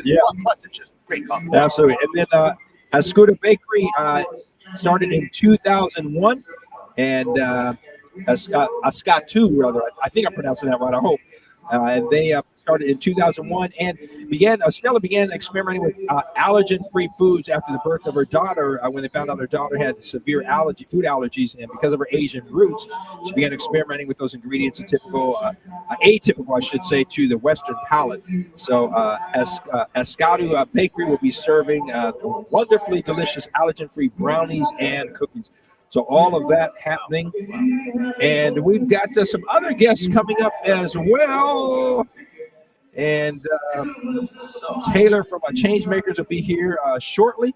And so don't go anywhere as we will continue to have our guests coming in and talk a little bit about highlighting what's going on. The last couple of events you read, they all started because of some allergy or medical.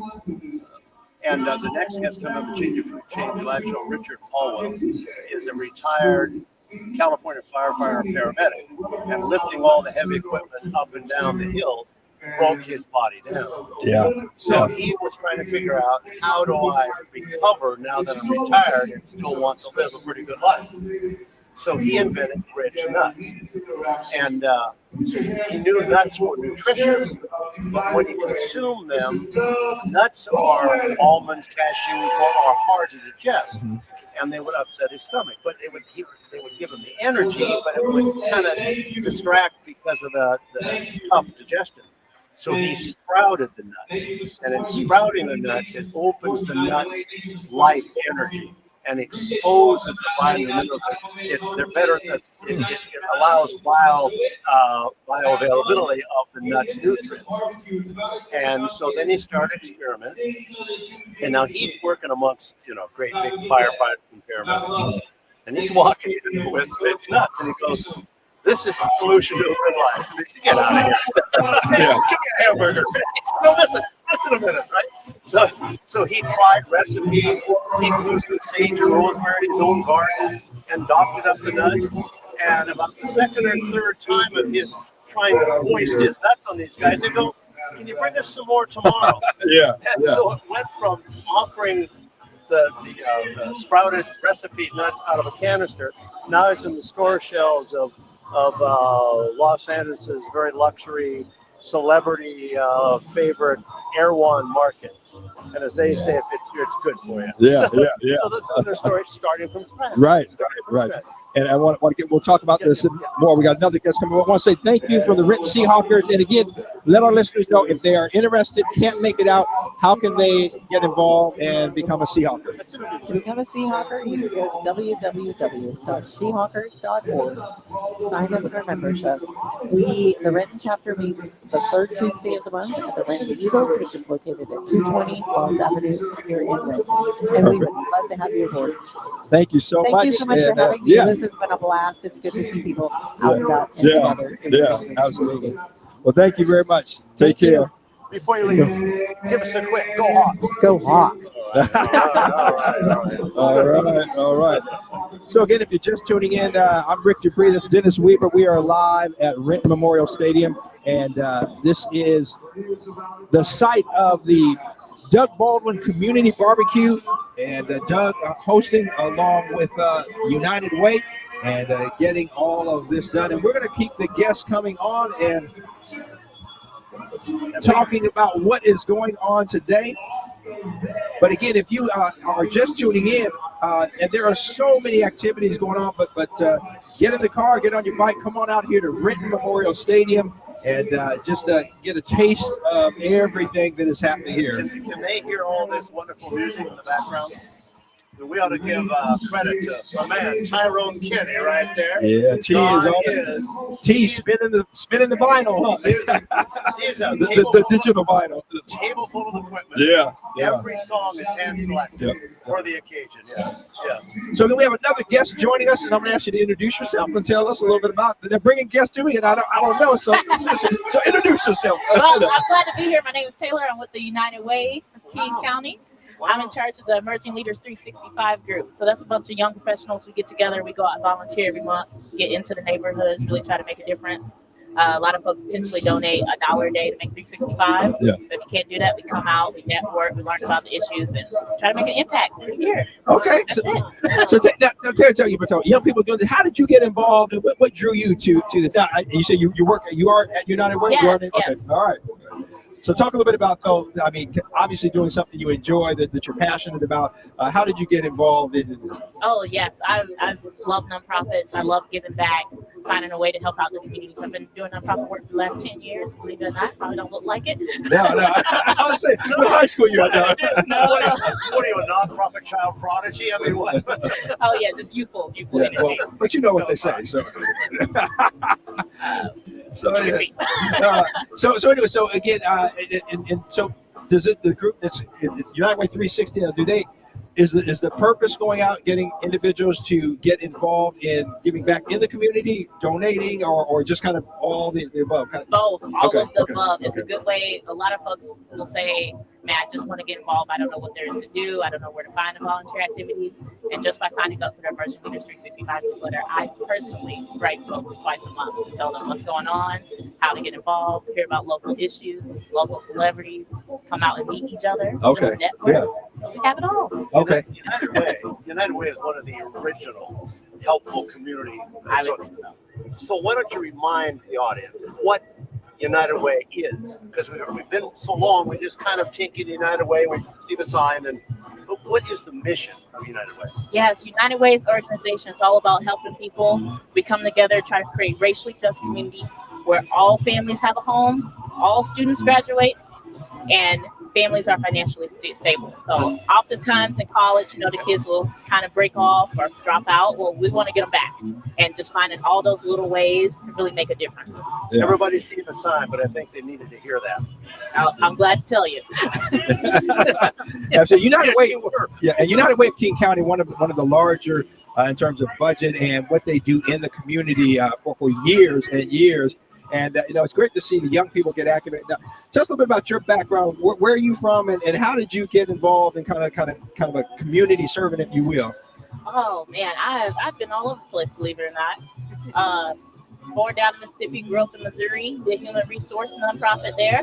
Went over to the UK, worked on some nonprofits over there. Breast Cancer Now.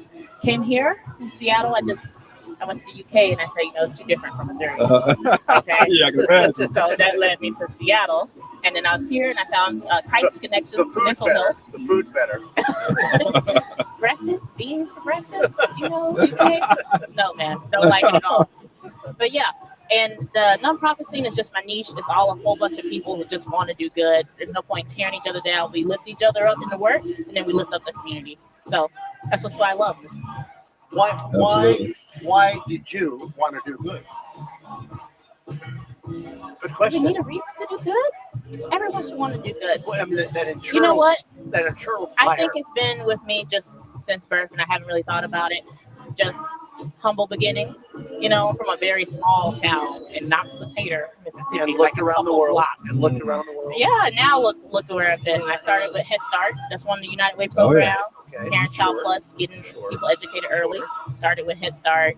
Just always around the scene. I volunteer. I coach basketball out of my own with the youth. Just gives me joy. Wonderful. Yeah. Wonderful. I thank you.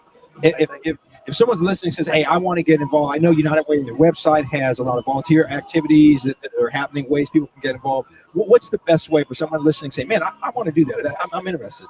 Yes, uwkc.org. Get involved. Emerging Leaders 365. That's the path. Look for Emerging Leaders. Yeah, that's it. and you have to be younger. Can some gray hair folks come in as well? Oh, please. We had a volunteer activity last month. That's twice now, the gray hair. I know. Me, money, and you. Yeah, wait. Oh, yeah. I'm talking about me, man. I got gray hair on the chin. Okay. Yeah. We had a 94-year-old join us last month, make some flowers. Oh, I got some time. Then. Okay. Oh, yeah. Young is all in the mind. You just gotta want to give back. Yeah. That's it. Taylor from United Way, thank you for joining us. And let me, one last question. I mean, this event is phenomenal, bringing the community together, and it's got to bring you all joy. I mean, talk about kind of the behind the scenes and how this came about, and just the involvement of all of you, United Way volunteers, United Way staff coming on board and making this happen. Yeah, the staff is a few hundred strong, so they're out here volunteering. There was internal meetings, 57 internal meetings to get this thing together. You can see we had the Drumline come out, all the community partners. It's about the name United Way, but it's really just people looking for connection. You know, once you've been isolated for so long, you're just looking to connect with people. And voila, our annual community barbecue. Yeah. And so this is the first annual. We've been planning on it will continue. That's the commitment. That is the commitment. Okay, because you asked about that earlier. So again, looking around this big field with all these tents, all these associations, they are connected. Yes. They are all connected. Yep. For one reason or another, something piques their interest, and all these people will turn out to do something a little bit different maybe tomorrow. That's right. Just because of this event. To see this live, to see the interaction of those booths, the intensity of the questions of some of those people, not knowing who the association is. Yes. But the intensity of the question, they want answers, and they want to learn more. Wonderful. This has to be very rewarding. Extremely rewarding. The diversity, the age difference, the kids jumping off See, the they're bouncing on the gray hair third time. some people said, you got to embrace it, baby. Dude, I'm mature, experienced. You know what I'm saying? Well, Taylor, thanks so much for taking time to join us and everything that you're doing, and all the best to you. Appreciate you. My pleasure. Thank you for having me. All right. Take care. Thank you for your good works. My pleasure. And back on the stage, you hear it in the background. You can see we have the number of cameras, and they are beyond the Washington Diamonds drill team and the Drumline. And I'm going to shut up for a minute so you can kind of hear them as they're performing. We've got, a couple of cameras. You should be able to see them. And they're making their way on the track.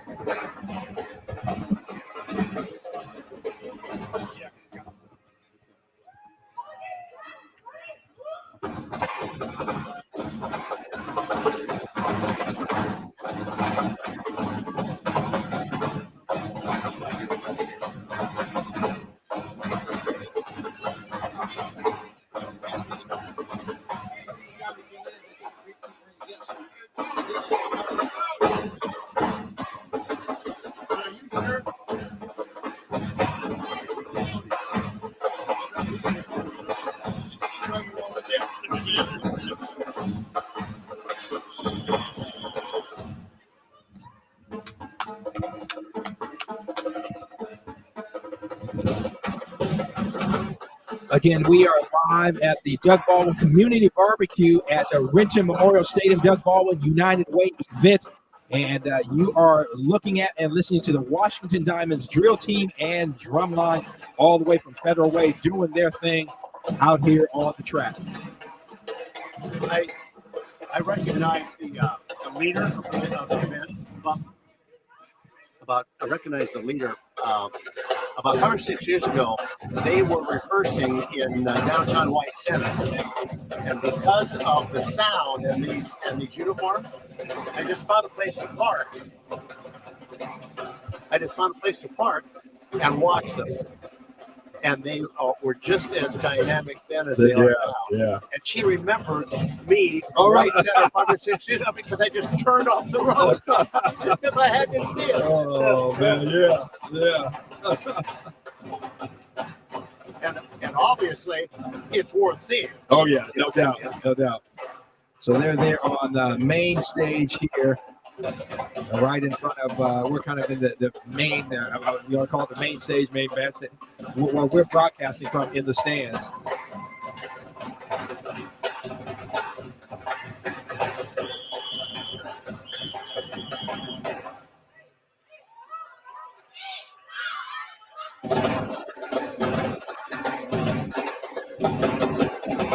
thing about being with Rainier Avenue Radio.world, you get the good seats. Look where we are. Yeah, we have the good seats, Look no where we doubt, are. no doubt. Look where we are. So you're looking at the drill team there. The drum line is just to their left, and you see them on as you see the split screen that we have. You see the drum line.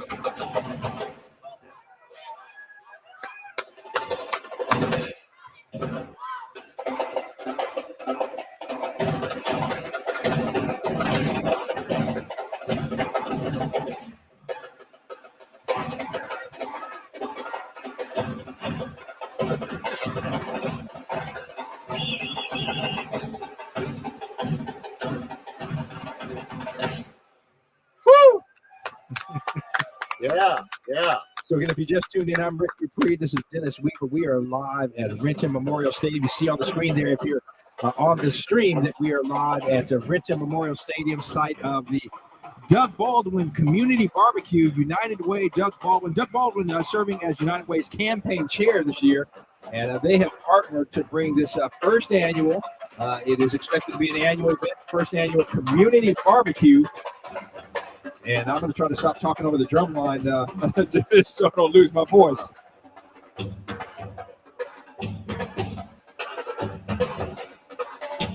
I love the driving beat of those bass drums. Oh, yeah. That makes that little show. Well, see, reminiscent of the HBCUs and their bands down there, and I'm telling you. I'd get up off my seat, but I'd get off camera, so I can't do it. So again, that was the Washington Diamonds drill team and drumline all the way from Federal Way. And I think we're going to be joined by another guest here from United Way. Eddie McMillan. Got to get Eddie on as well. All right. Kind of bring that mic up. And so, can you hear me okay? Yes. The notes I was given is the program coordinator for the tax program. That is me. So tell me your name. Larry Gentile. Larry, so talk a little bit about what that means. When I think of tax program, am I in trouble? So we're going to learn how to save a lot. Yeah, there you go. So Larry, tell us a little bit about you're the program coordinator of the tax program, and what does that mean? What does that entail? What it means is that the United Way has sponsored a program through something they call VITA. It's an IRS promoted program for preparing taxes for the lower income part of our community. The program has been in place with the United Way for 20 years. And I have been with the program for 16 of those 20 years. And this year I took on the role of the program coordinator. My job is to make sure that the sites that we deploy in a particular season are launched, volunteers are in place, site managers are hired, all the things that need to be at the site to prepare the returns, be it if we provide the technology such as laptops, all the documentation, so that on opening day for tax season, we are ready to rock. That's my job. What a service. Yeah. What a service. So if I'm out there listening, I'm like, God, I could use that service. How do I access those resources? Right now, you can reach out to United Way of King County's website. That's a good start because we are in postseason. We do have 3 in-person sites open, one in South Center, one in Beacon Hill at El Centro de la Raza, and the Seattle Public Library downtown. Go to the website for the days and times for those, and that runs until the end of July. And then we kind of settle down for a little bit and get ready for the next season, which will probably open up in the middle of January, barring any COVID issues. Right. On the United Way website, is there a navigation bar to come down? There is the main bar. I can't remember exactly, but it's there's a volunteer tab and there's also services tab. And if you drop down, you find something that says tax help. That'll navigate you there. Good. And or if they forget and just go into search because they put in tax help, and that should.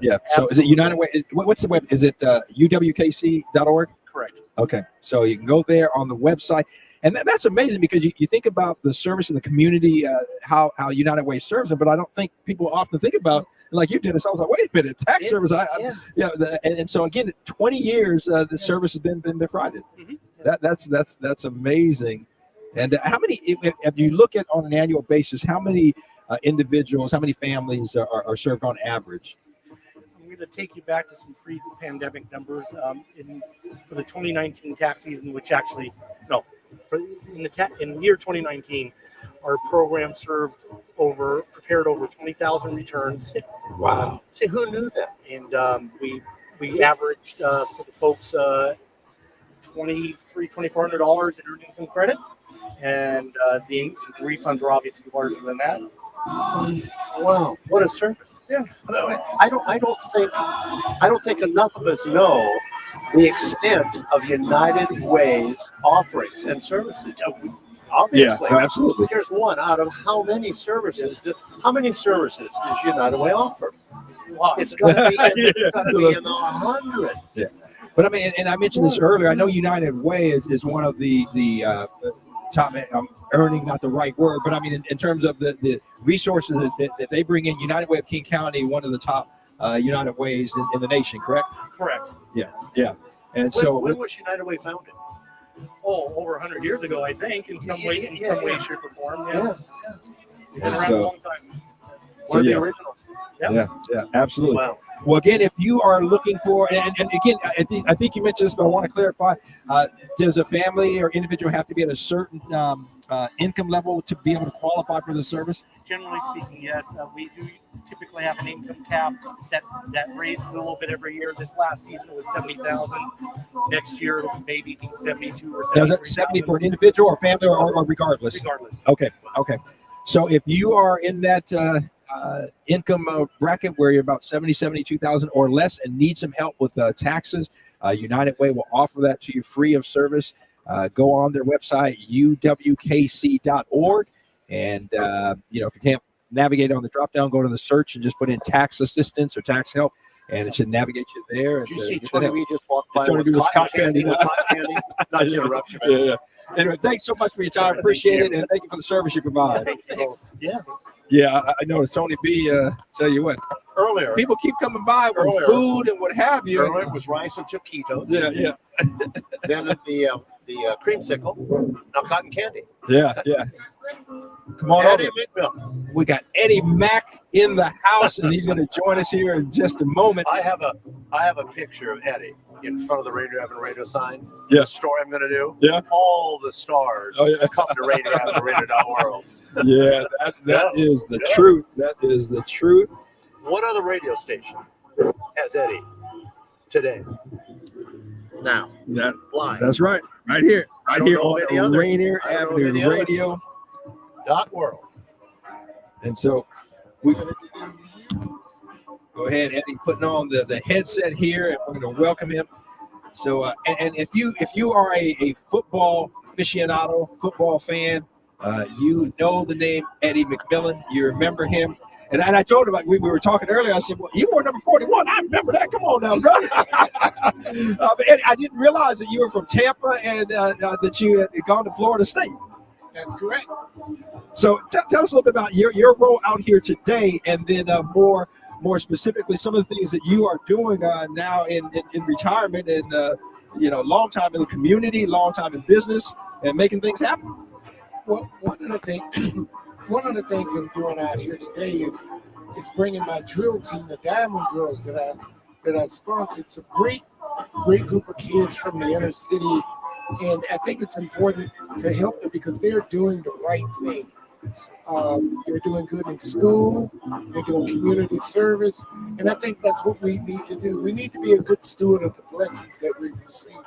And I've been blessed, and I want to try to, as much as I can, give back and help the community. So that's one of the reasons that I'm here today, to support the community and do anything that I can. So, Eddie, you talked about the Washington Diamonds drill team and the Drumline, and they were incredible. I performed a couple times, and when they're out there, everything stops. And everyone checked out. We got some of the young people in front of us here. We're going to talk to some of them in a minute. I met them earlier. I remember Isaiah, but I can't remember all the other days. But they say, you say Isaiah, we'll look up. But talk a little bit about, because one of the things I know that you do in terms of just advising young athletes and what have you, and there's so much more for an athlete that to do, and Doug Baldwin, a great example. You're so blessed as an athlete, the earnings and what have you, but how do you make sure that you don't blow through that and make sure that you use this as a platform? You use this not only for your family, but for the community and what have you. Talk a little bit about kind of your insight on that and some of the things you do. Well, I think it's important that as I said, we as former athletes, we've been blessed, so we have to be a good steward of those blessings. I own a sports marketing company. It's called CEC, and basically a lot of the events that you see, autograph sessions, fundraisers that are done by the athletes in the city, that's not actually done by the team. That's actually done by my company. So one of the things I try to do is I try to counsel the young athletes so that they'll be able to give back to the community. And I think that's very, very important because they are role models, but simply because you're a role model, you have to do the right thing. And how to manage stardom. Yes. Instant stardom. Yes. And one of the things that I try to stress upon young kids is like, it's okay to have a dream, but you have to be like a boxer. A boxer has two hands. If he loses one hand, he has another hand to fight with.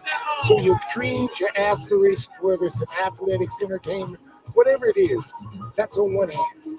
But if you have another hand, you have the education, you'll always have something to fall back on. And I was fortunate that I had the type of mother that said, if you didn't get to go to school and make good grades, then you couldn't participate. Because she said, football is not the kind of job you're going to be on the age 65. Come on. So I mean, and I don't mean to cut you off, but you make a great point. And that you look at it, and I talk to kids a lot, and the life of a professional athlete, when you get hit 30, you're considered old. And so, yeah, I mean, what are you going to do? I tell you, okay, let's say you're fortunate enough and you're able to play the mid-30s, you still have more than half your life left to live afterward. And so what I hear you talking about is, hey, planning for what are you going to do after that? If you are fortunate enough to make it, there's a whole lot of life afterward. And also to set in place a plan, because otherwise it's fame and you're off camera. Yes. How do you manage that? How once the fame and the adulation, the autographs go away, how do you manage that? I'm sure you're. One of the things I try to stress upon the kids is try to start your brand and start your career while you're actually playing. That's so very, very important. And the funny thing is everybody in the world when you're playing, don't worry about it, Eddie. You're the kind of guy I want in my company.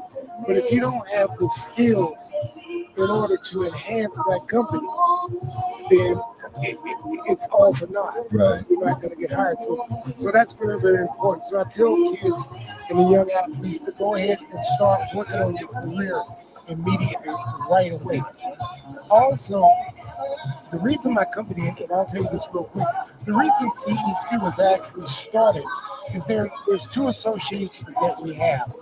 There's the NFLPA, which manages our pension fund, and also there's the NFL alumni. Also, the Seahawks have an organization called the Seahawks Alumni. Well, unfortunately, a lot of guys weren't good stewards of their money. And even though they made millions of dollars, believe it or not, a lot of guys are in their mid-30s, early 40s, and they haven't any money. So we're sitting at an alumni meeting one night, and because I've been in business and I've been active and have a lot of contacts, the guy said, well, why don't you start a company to advocate for us? So CEC was a company that actually started out to get autograph sessions and speaking engagements for former players so that they can have revenue. So they and it evolved into the current players. But that's how the company actually got started. So if you just tuned in, you're listening to Eddie McMillan, former LA Ram, Seahawk, Buffalo Bill, and talking about life after athletics. And that is so incredible. I mean, you talk about that, and people don't think about it. Think, oh, I've hit the jackpot, and then it's never going to end. But guess what? Like we said earlier, if you're lucky, early 30s, last that long is over, especially in football. And it's here. I'm interested to hear what is your opinion about the NIL? So you got name, image, likeness, and so now you have college athletes at least being able to generate some revenue. And again, it's only going to be, the top sports of basketball, football, and football mainly. You're not going to see it in other sports, but again, a start. Maybe it helping these young athletes understand the value of who they are and monetizing on that? You know, it's interesting that you mentioned that because we're starting a division for the NIL for Washington State. We partnered with an organization that's based back east in New Jersey, and they have national sponsors. As a matter of fact, we just got a couple of track stars from Florida State got their first NIL agreement. Okay. Now the first person to actually do an NIL was Deion Sanders. Prime time. Yeah. You know, with the gold, the chains, the whole nine yards. I think it's an excellent idea, but I think it has to be managed. First of all, yeah, that's a big issue, like you said. I mean, one of the things we do is when we sit down with kids and we sit down with their parents, we say this is going to be life altering. So you're going to have to bring a financial advisor in to talk to you, so you can set some goals, those types of things. Also, with the players, we tell the players, look, unless you share the money with your teammates, then it's going to cause dissension. Yeah. And we're already seeing that. What people fail to realize because is not everybody on the team is a star, right? Not everybody's a star. That's right. So what the smart players will do is they will get the contracts, but they will go ahead and spread the money between all the other guys. It's like Bryce Young, the quarterback from Alabama, got $1 million. Yeah. Wow. Do they now own their image, their likeness? Is that what the university athletes have? Is that what they've been granted? In other words, now one of the problems that some of the universities are having is they don't want to share the money. Right. And when I say don't want to share the money, that's how this all came about. The university have their own sponsors, so they don't want to share the sponsors. Right, because now that money is diluted, right? Yeah, because the players, the money is diluted. Yeah. See, so that's why individuals come. And I thought they were in the game of education, didn't you? Yeah, right. That's where I see. And I don't want to call any universities out, but when you have universities like the University of Texas or the University of Oklahoma that's giving all of their scholarship players $50,000, and the University of Washington isn't, so it's going to be very, very hard for them to compete as you move forward. Also, here's one other thing too as well. When you're talking about marketing and putting all these kids together with this amount of money, they're going to have to govern it because this is what's happening. Yep. Kids, we have a kid, and I don't want to call his name. He was an all-star athlete, went to Ohio State. They gave him all this money. He didn't like it, so he transferred to Texas. Yeah. He's taking the money with him. Yeah. So, and he's going to Texas where he's going to get more money. Yeah. So they're going to have to put some checks and balances in place. So how the money split is going to become a recruiting tool, won't it? How the money split. Yes. That's right. If we come to this school, we go 60-40. See, I'm going to give you an example. Florida State, we had the #1 recruit in the country this year. You notice how it's Florida State? Yeah, but we had the #1 recruit in the country this year.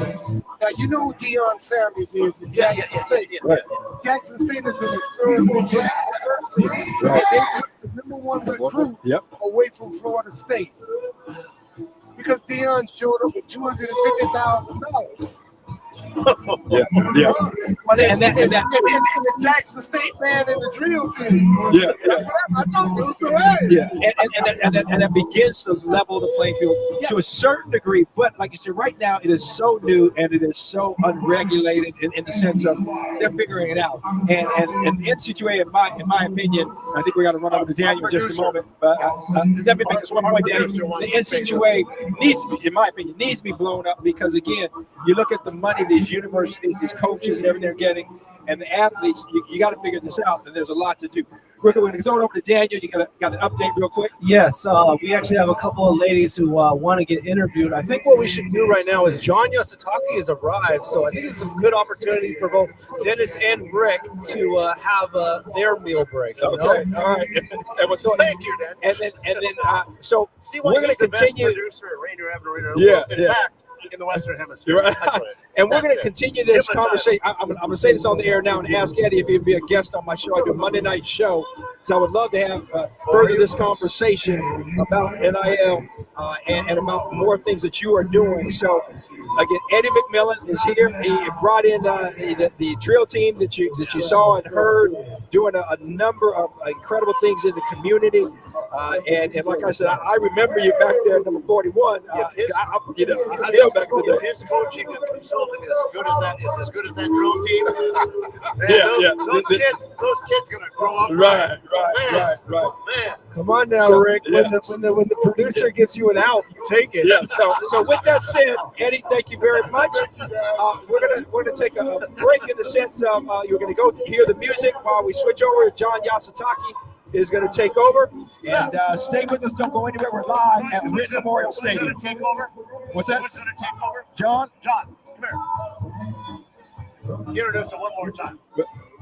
We are live on Rainier Avenue Radios at the Doug Baldwin Community Barbecue, live from Renton Memorial Stadium.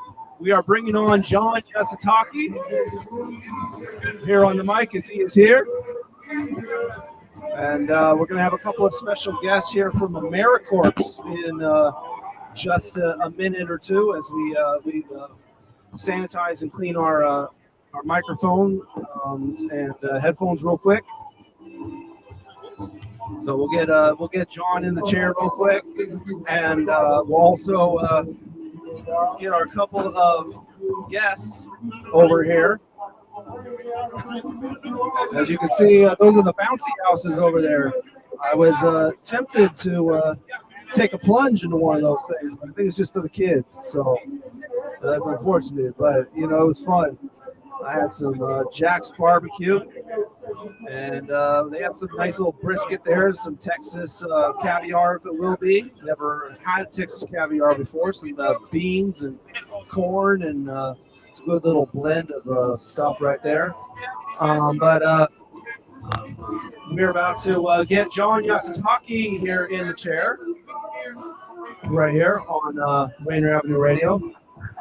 Looks like we have to do a little photo op real quick. So we'll show you what that looks like real quick. Yeah, a little photo op. There you go. See, they're taking a picture, so we're going to show you the picture here. Get a on picture the there for a picture. there. All right. A picture of a picture. Yes.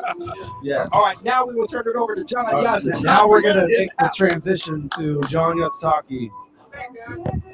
Right here on Rainier Avenue Radio, live from the Doug Baldwin Barbecue, Community Barbecue, first annual from Renton Memorial Stadium. And lots in store coming at you. We're live for another hour and 15.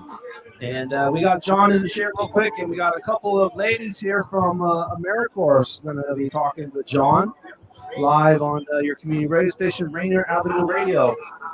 Really quick, before we bring them on, I want to let you know that we will be at the 26th annual Juneteenth Atlantic Street Center and Health Fair, Juneteenth and Community Health Fair, tomorrow 11 to 3, Rainier Beach Community Center Plaza from 11 to 3 tomorrow. You can check us out there. I believe Mark Bryant will be coming through there. And then on Tuesday, you can check us out live for Make Music Day, Pier 62, all day long from noon until 9 p.m. Live performances all day long. You can see some of the performances right there. You got Aurora Avenue, Fatal Luciano, the Ancient Robots, Cat Stokes, P. Washington, Tina Hendricks Academy, Goodie Bag, Piper, and the Dub Lounge International. Okay, it looks like we have our guests here. We got John Yositaki to pick up his microphone. There we go. John, can we hear you? I think we hear you pretty good. And then we got a couple of ladies here from AmeriCorps, or Children's Therapy Center. Children's Therapy Center. Yes. All right, John, why don't you take this interview for us? Sure enough, we will do this. Hello, good afternoon. Hi. Welcome to the first annual Doug Baldwin, I guess you could say it's the Doug Baldwin Good United Way Barbecue, right here at Renton High School, actually Renton Memorial High School Stadium, right here in the heart of downtown Renton. So I got Shannon and I've got... Could you sit down there, John, so we can get you in the camera? Okay, I'm sorry. Courtney. Courtney, okay, Courtney, thank you. You're both with Children's Therapy, correct? Yes. Tell me a little bit about, well, first of all, you, Shannon, introduce yourself. Where were you born here, raised here, etc.? Hi, my name is Shannon, and I was born and raised here in Seattle, Washington. Went to school at Nathan Hale and lived here in the Renton area. Okay, and Courtney, what about you? Yes, hi, my name is Courtney, and I'm actually not from the Seattle area. I am from New Jersey, but hailing from Atlanta. I moved here about 5 years ago. Oh, I used to work and live in Atlanta for MARTA. Okay. You're from Jersey, huh? Yes. Jersey. Yes. So, and you said Nathan Hale. I coach football there, but you should have gone to Garfield. I know. Anyway, so thank you for sharing with us. So now you're here today to celebrate this, but also talk about your, children's therapy. Tell us a little bit about children's therapy and what is it that you do? I mean, I can put the words together. Children's therapy. You must work with children, and you provide some kind of therapy. What exactly? Share with us, would you? So, Children's Therapy is a neurodevelopmental therapy center, and we have our Birth to 3 program and then our center-based program. And what we do is we work with families with children with some type of developmental delay. And we have speech therapists, physical therapists, and occupational therapists that work at our sites. And we also serve kids. And so that is our main goal, is to bridge those gaps in between children that are not receiving any type of services. Oh, that's good. So, and you work there too, Courtney? Yes, I am the director of administrative operations. So my team and department helps and supports the therapists and the families. Good. So, Shannon, how did you get into this kind of career? So I have always had, a calling to work with kids. I feel like I was called to do this because I struggled in school and have a learning disability, and I wanted to give back to my community. So I live in Kent, and I also work through the Kent site. I started off working at the front desk. I've been at CTC for a little over 6 years, and was promoted into a position where I am overseeing the Boost program. And what we do is we help families with children between the ages of 3 to 5 get connected to some type of transitional programs or community supports. And so that's why I'm here at Children's Therapy Center, because I just want to help families. Thank you. So now you, Courtney, how did you get into this? Well, actually, yes. So I started as a center-based scheduler here at Children's Therapy Center. I've been with Children's Therapy Center for 4 years. Then I was promoted to administrative operations manager, helping and supporting our administrative team. And then recently I got promoted to the director of administrative operations. So just here to continue the vision and keep supporting families, and also being out here in our community. Very good. So how big of an organization is Children's Therapy?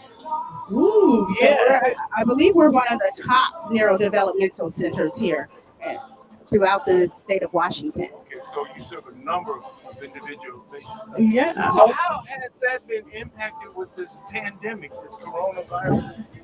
So we've served a lot of families, and it has had a really, I would say, a really severe impact. Families are struggling, and like I said, I work in the Boost program, and working with families in particular, I do family support. So working with families who are just struggling to find food for their children, to find housing for their children, to find school for their children, because they were doing remote learning, and so So just helping those families, and it's been a lot. It has been, but we've been able to serve families and do what we're supposed to be doing in our community. So you pretty much know the same thing then, right? Yes. So yes, we all know COVID-19 has had a huge impact on families, our community, and everyone. So what we're doing now is just trying to be innovative and creative and continue to support our families in a new way, which recently during the pandemic, we began offering our families telehealth just to continue to be a support for the families that are not able to come in. And because we were doing social distancing, we use that format of therapy services to continue to provide support. And it's actually been an awesome addition to the services that we already provided. So are you located in more than one? Are you in one building right now then in this area? Or? Yeah, so we're located in several. We service the South King and Pierce County areas. We are located in Berrien, Kent, Lakewood, Tacoma area, as well as Maple Valley area, and looking to expand in the near future. Okay, well, thank you. I'm going to adjust my microphone here so they can hear me. Usually they say you talk too loud anyway. But anyway, so now you talk about your area. It's quite a large area. Are you, you're a community-based organization. I work for Health Point, which is another CHC. Yes. So I kind of know the nonprofit, etc. You can't turn, and you don't want to turn anybody away. Everyone come. Is there any fee charge or anything? If I have no insurance or I have no way to pay, what happens to that?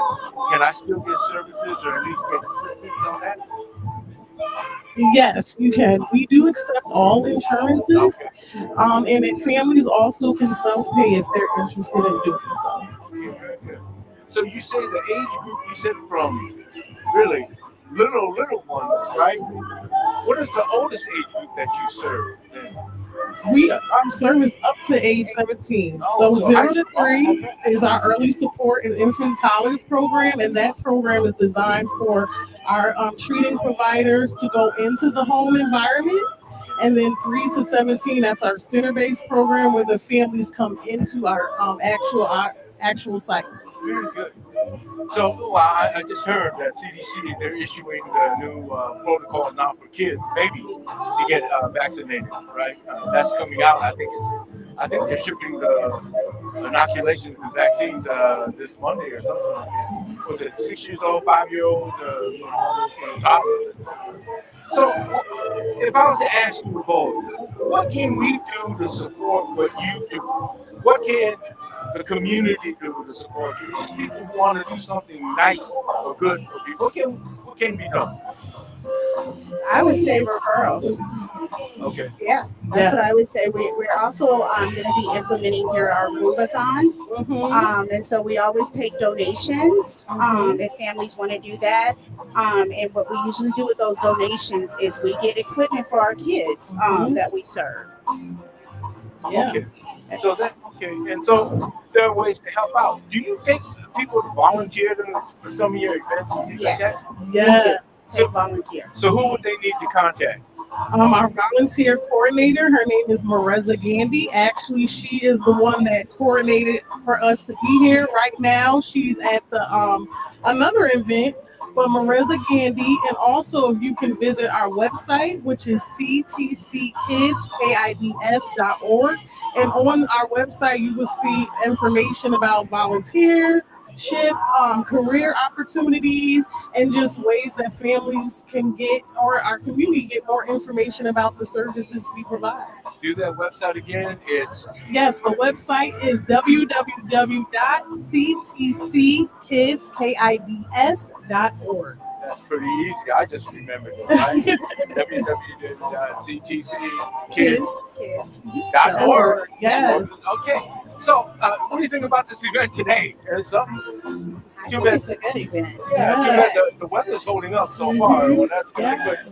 So, if I have a child and things are not going good at school, at home, and usually the tip-off is school or home or both. who do I, how do I make inroads to your organization? And what if it's, and, I know kids, you got a whole bunch of things. You got attention deficit disorder, oppositional defiance, all these things.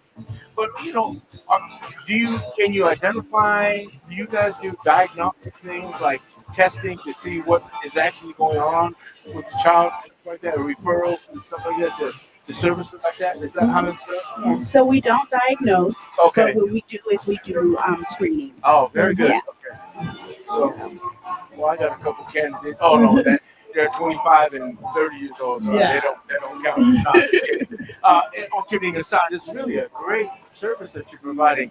And the problem I see is that when this pandemic happened, we always knew in the back of our mind there were disparities in health and all these things that's associated, but it was just even greater magnification about what happens in our community, especially communities of color, and that's a shame.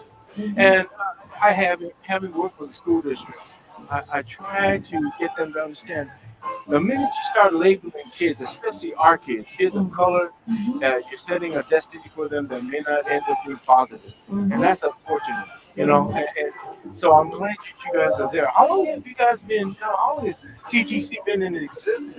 Wow, over 40 years. Very good. Okay. Yeah, we just celebrated our 40-year anniversary. It was was it 2019? Early 2019 before 2020. Yes. So yeah, 40 years or more in this industry, serving these communities.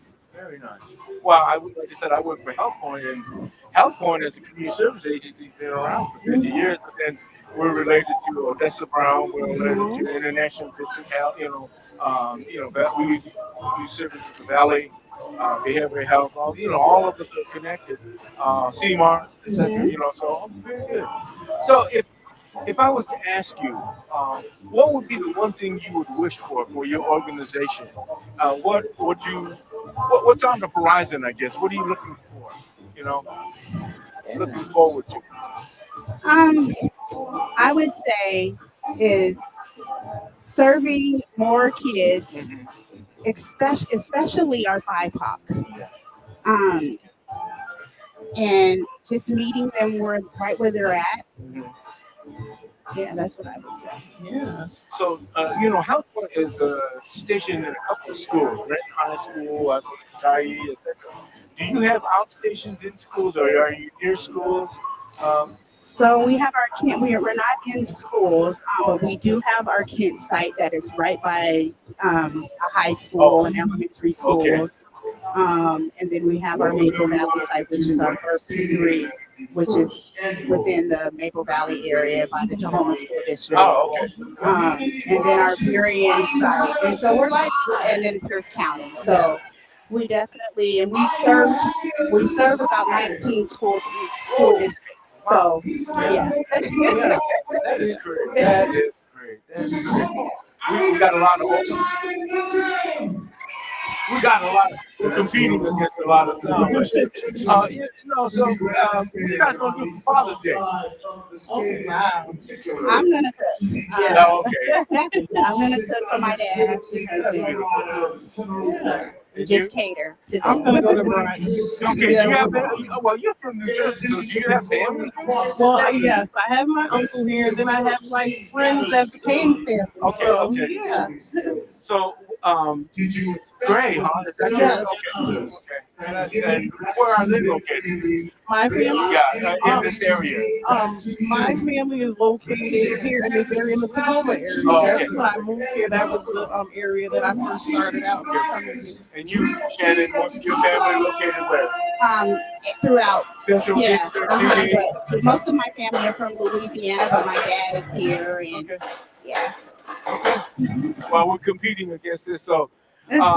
Have you had a chance to get around and look around at the little booths and everything out there? Yeah. Local organizations here. Yeah, on our side, yes, I did. Where is your booth located? Where actually, I see. yeah, Okay. the black one over there.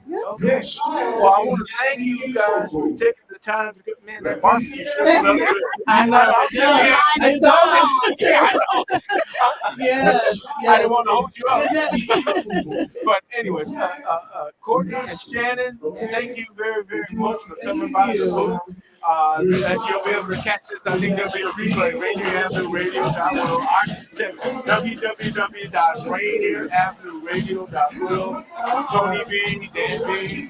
Thank you very much for taking the time. And you guys doing great work. Great stuff, okay? Thank you so much. Thank you for having us. Hey, my pleasure. Thank All you. right, take care. Great.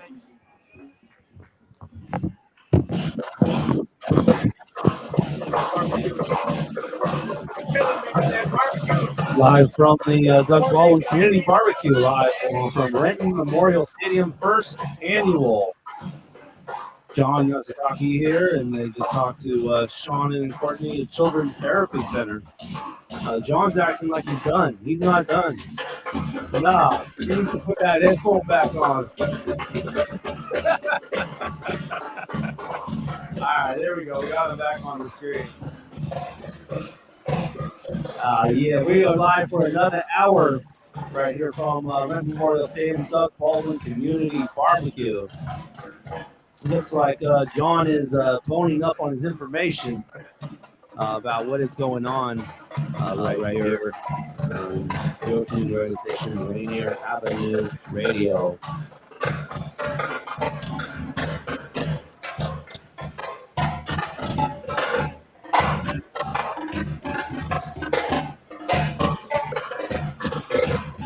Looks like we got another guest coming up here.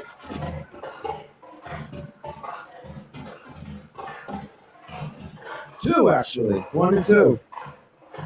And they're going to talk to John Yazataki here live on from Memorial Stadium. It's the Renton Memorial Stadium, the Doug Baldwin Community Barbecue. John Yazataki's here. He's here with a couple guests. Yep. And they're not straight out of the hood, but they're straight out of Renton High School. Renton High School, NSB High School, right up the street. As a matter of fact, these should be big competitors with Barbecue High School. My alma mater, of course. But anyway, so I've got 2 students from Renton High School from the BSU. Presumably, when I grew up, it was the Black Student Union. Yeah. Still the Black. Very good. We have ladies first. Of course. Hi, my name is Maya. I'm the current vice president, and I'm in 9th grade. All right. And you? Hi, my name is Julian Green. I'm 13. I'm a junior, and I'm going my senior year. I'm the current president. Very good. Very good.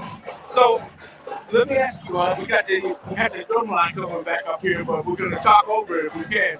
So in terms of your design, probably go to college, right? You and you too.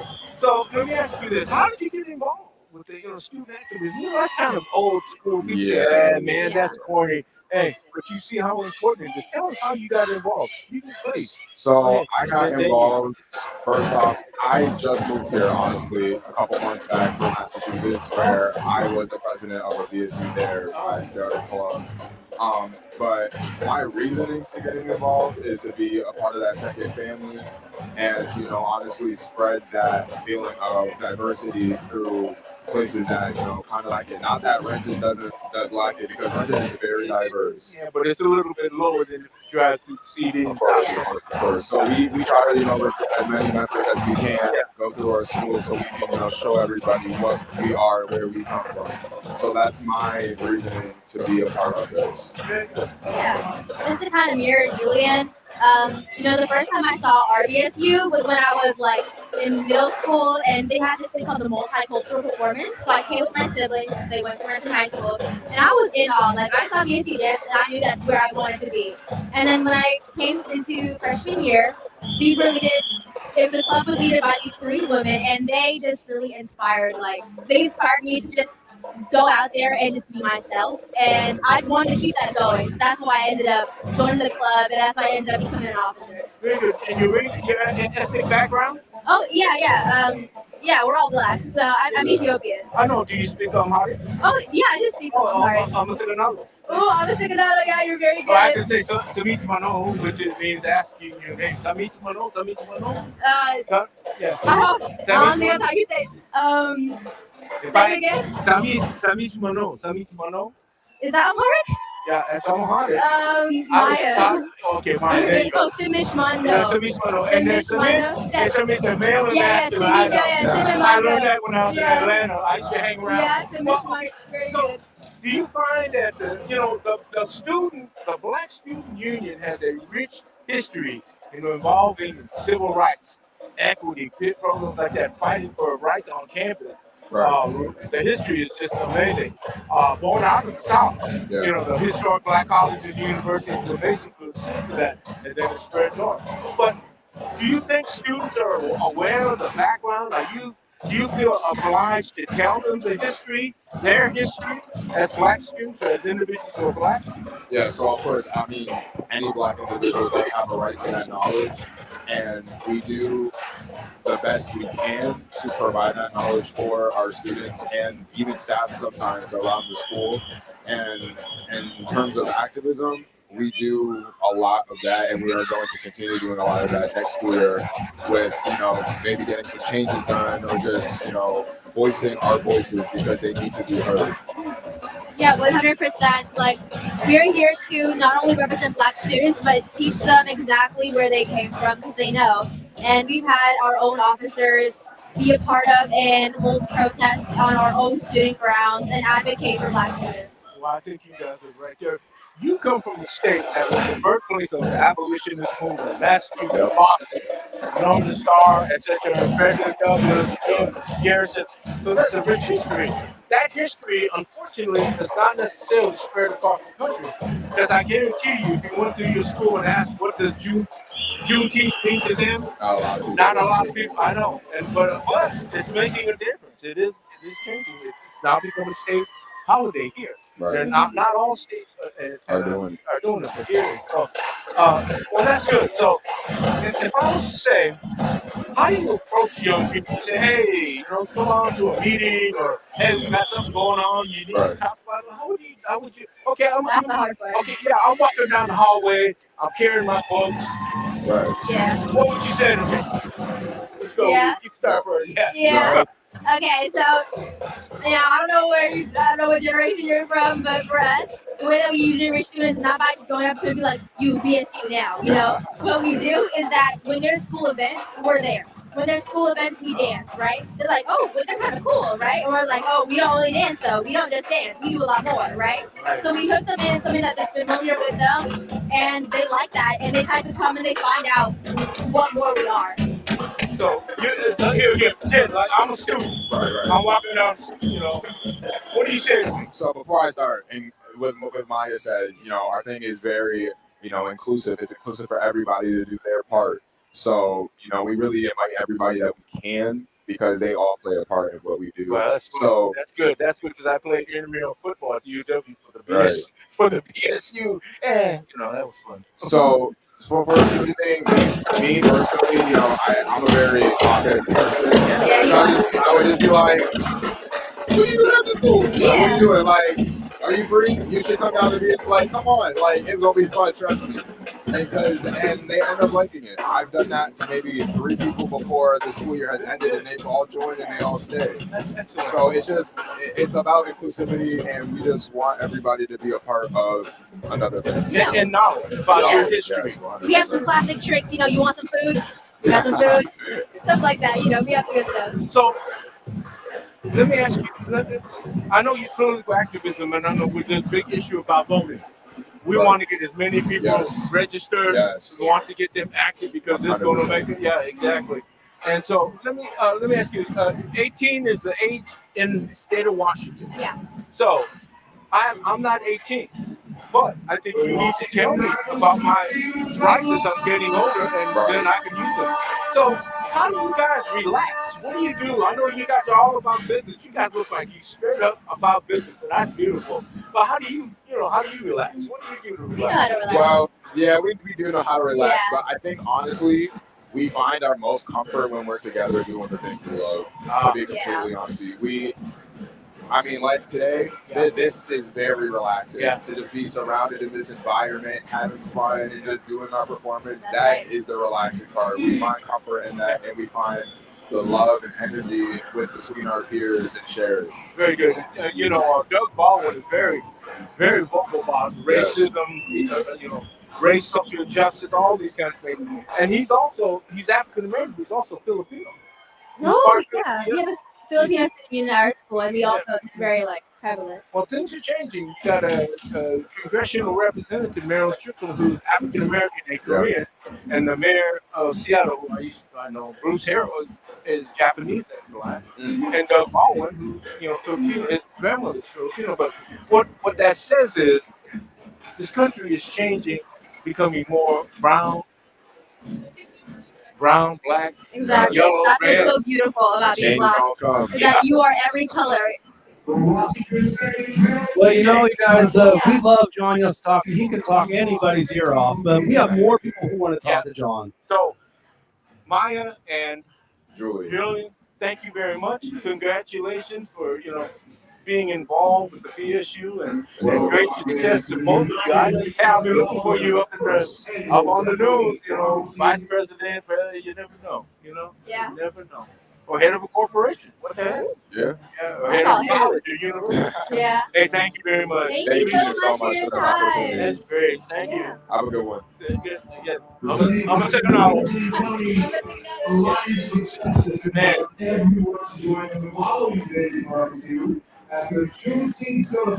Doug Baldwin Community Barbecue live from Renton Memorial Stadium right here on Rainier Avenue Radio, your community radio station. It's 2:14 p.m. We got another 45 minutes left to entertain you. Several guests coming through to talk with us live and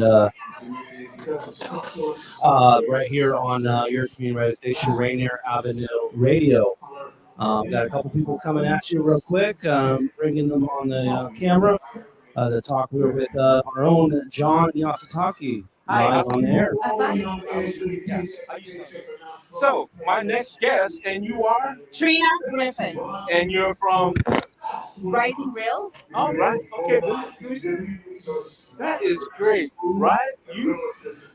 By you film. So you're a filmist. I'm a filmmaker. Yeah. Oh, very good. This is going to be wonderful. So welcome. I'm John Yositaki, and as Daniel says, I can talk to most people down, but I'm going to give you the mic and let you share with us. So, first of all, where are you from? Locally here in Seattle. Really? What high school? I went to Franklin, but I raised children at Renton High School. Franklin? Of course, I went to Garfield, so I give you props. I want to go there. Yeah, I know. That's great. So you have kids in the school district, but your program is directed towards youth. Is that specific? Oh, great. So what age groups are you? Ages between 8 and 18 is where we're targeting that kids, because usually teens get left behind. Yes. There's always all this good stuff for younger kids or middle schoolers, but nothing for our high schoolers, and this is all encompassing. Really? That's great. So how did you get involved with this? Well, I've been in film since 1998. I worked in California. I have a degree, a BA from the University of Washington. Graduate of Huskies. Go Huskies, yeah, right. That's great. So that is, I guess, it's a natural evolution of you going into film. You said, what did you do in Hollywood? What did you do? My daughter just got through doing a film for Apple. Oh, And it's with Will Ferrell and Ryan Reynolds, called Spirit. It'll be coming out. She's down there working. You film the film, then you edit it. You may film the film. You may do a film and get it in the box in a week, but editing may take a year. All right, all these things. So what is it that you? Okay, all right. Here we go. I want to be a star. You got a camera. I'm on the camera. What do you do? How do you set that all up? What is it that you do? I know it can take forever, but give us the highlights about what you would do if you want to do a shoot on a movie or something like this. Okay? So there are 3 phases of filming. There's the pre-production, there's production, which is the part you're talking about, and then there's post-production, which is the edit. People don't think about the pre-production. The pre-production is the planning phase. It's like location and all that stuff. But you need to write a script. You got to have something that you're going to want to go and do locations with, or find a cast. You got to have that script writer. They write that script. They get a director, they bring in their producers. The producers start talking about location, cost, distribution. You get all that worked up. There's that back side. Now we're into the fun part, which is production. Because now we've got our cast, we've got our crew. We're on location, we're on the site, we're shooting film. Everything's going great. Cameras working, everything's sweet. Lights are up, everything's happening. Now the film is done. Yeah, it's in the box. It's in the can. Now we got to find the editor. Now once we find the editor needs to work with the composer and the sound people to make sure that everything lines up and the story looks right. The colorist. There's all those people in post. Wow. Once the film is done, it's called picture lock. We lock the picture. We're good to go. Everybody's set. The composer works with the locked picture, with the music and everything. And if there's any voiceovers or ADR that need to be done, we get that done. By the time we're finished, now we're looking for people who will buy the film and let us put it up on their screen. Very good. Buy rights with distribution, etc.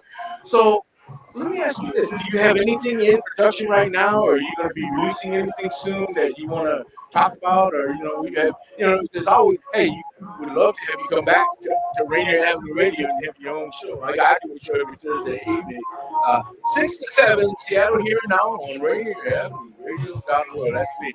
But anyways, so how are kids embracing it? Are they really excited and interested? And there are some kids who are like, oh my God, yeah, I have a story I want to write. And I'm like, well, not only would you write your story, but we can film your story. So I work with a lot of the local creatives. I am also the director at the Seattle Film Summit, and I control the film festival. No, I was going to ask you, Seattle Film Festival. My friend Larry Madden did a short called Shade of Orange. Okay. And my family was involved in everything. There was sound. We rented one of the roller coaster cameras that cost a fortune. We put it on I did some of the dolly? Yeah, on the dolly. I had to do some of the with props. I had to do a headstone it didn't win a prize. It did years ago, but so you're involved, so you know what it takes. And then, but the Seattle Film Festival is considered one of the major ones in the country. Yeah. And this area was considered, they even established a whole government office. We did. Yeah, very good. Ben Andros, he's amazing. Yeah. Okay. So what are the kinds of subjects that you want to do? Most of documentaries, fiction, sci-fi, for the kids. For the kids. For my program, it's about them. Oh, okay. It's about what do they want to tell a story about, and it's like it's biographical. Then is that? It is, and its concept is that I don't want to tell them what to write. I want them to write their story. I want them to use their voice creatively to tell their story. And then I will support them and help them tell their story. Well, let me ask you this. Have you gotten much press on this? Have you gotten any of the major stations to come and talk to you and put you on air? Are you familiar with the 48 Film Festival? Yeah. Kurt Nordstrom did a podcast with me. All right, okay. Him and Chris, so we had a great time talking. But no, not much press. Well, this is something that we would jump on this one because you've got I'll let you come on. Yeah. Well, you got a particular population that does not get involved, and that is amazing. See, that's the thing I enjoy. Well, we don't get involved because people of color can't afford film. Yeah. It costs me a pretty penny to get where I am, and this opportunity, Rising Girls, opens the door so that BIPOC kids can get beyond the financial hurdle and get into actually telling their story. So I'm listening to this broadcast. How do I get in touch with you? Is there a site, a website, or something? Please tell us. Visit us at rising-reels.org. And if you come to our website, there's all the information about who we are. You'll meet the board. We'll talk about our upcoming project, our summer camp in August. For the whole month of August, Renton Technical College has given us a building in downtown Renton next to the Renton Civic Theater, which is where we have our workshops. We're going to be downtown Renton. We're going to want kids to come. We really want to give them the opportunity. If you get over to Renton Technical, he's like my son. His name is Gerald Bradford. I think he works at the college. I'll turn him on and tell him that you're working this program because he works at Renton Technical. He used to work at Seattle Vocational Institute right there on Jackson. And he and I sit on the board together, and we're taking over that building and keeping it in the central area. So it'll be would be great. Are you in a building right now? Do you have a location? We don't have a building, Okay. which is the beauty about Raising Reels, because we will be able to flow from low income areas to the next low income area. But we are stationed in Seattle. Okay. Our address or mailing address is in Seattle, but we basically set up shop in Anywhere. Renton and anywhere. Have camera will travel, huh? Have camera. So what? Give me your site again. Give it on the air. It's rising-reels.org. That's rising, RISING dash reels, REELS, like film reels, reels. Okay. It's a .org. Oh, so it's an organization. Okay. It's an organization. We are licensed, bonded, the whole nine. That is beautiful. So we can also contact you if we want to make donations too. And do Yes, things like please. this We have a support the page. program. It's Very on, good. it's on our website. Very good. Well, I am going to be in touch with you because I think you need to come on to my show and talk about it. And because, like I said, we have so much going on in these days and times. We got a pandemic, we have an epidemic, we got this, we got that, but we also have a lot of positive things going on. And it's our younger generation that we got to start investing in. Yes. And that's what's important. So We got to give them back we got to give them their hope. Very good. Well, thank you very much for spending the time. Again, your name again? Trina Griffin. Trina Griffin. Trina, like TRINA. Very good. Oh, it's spelled simple. All right. Even I can't mess it up. Even Dan Bellis can't mess that spelling up, ladies and gentlemen. So anyway, thank you very much, Trina. I like that T-shirt. Thank you. Rising Reels. Remember, rising-reels.org. Go ahead and face forward so we can see it on the camera. Rising, yeah, please show it. You got it. Very good. Yeah, like that. There you go. Thank you very much, Trina. That was my pleasure. I'll be in touch. We'll be in touch. Thank you. Thank you. Trina Griffin. You are the head of the organization. You might as well say you're the director, producer.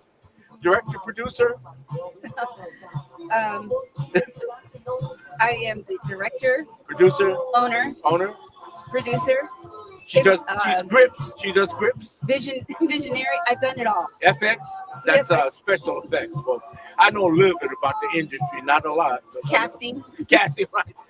Trina, again, thank you very much. Yeah, enjoy and great success. We'll be back with you. We're talking to you again. All right. Okay. Thank you. Live on Rainier Avenue Radio, your community radio station. John Yasutaki is still with us. 2:25 p.m. at Renton Memorial Stadium for Doug Baldwin's Community Barbecue. Yes, sir. I think we got another person to talk here with John. And we're getting her on there real quick. Or maybe not. Oh, here we go. We got someone coming. All right, so here we go. I guess we're just doing a photo op.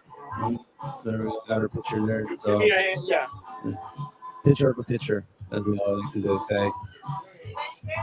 There we go. Great. Nice. All right, so we got another guest to talk here with John.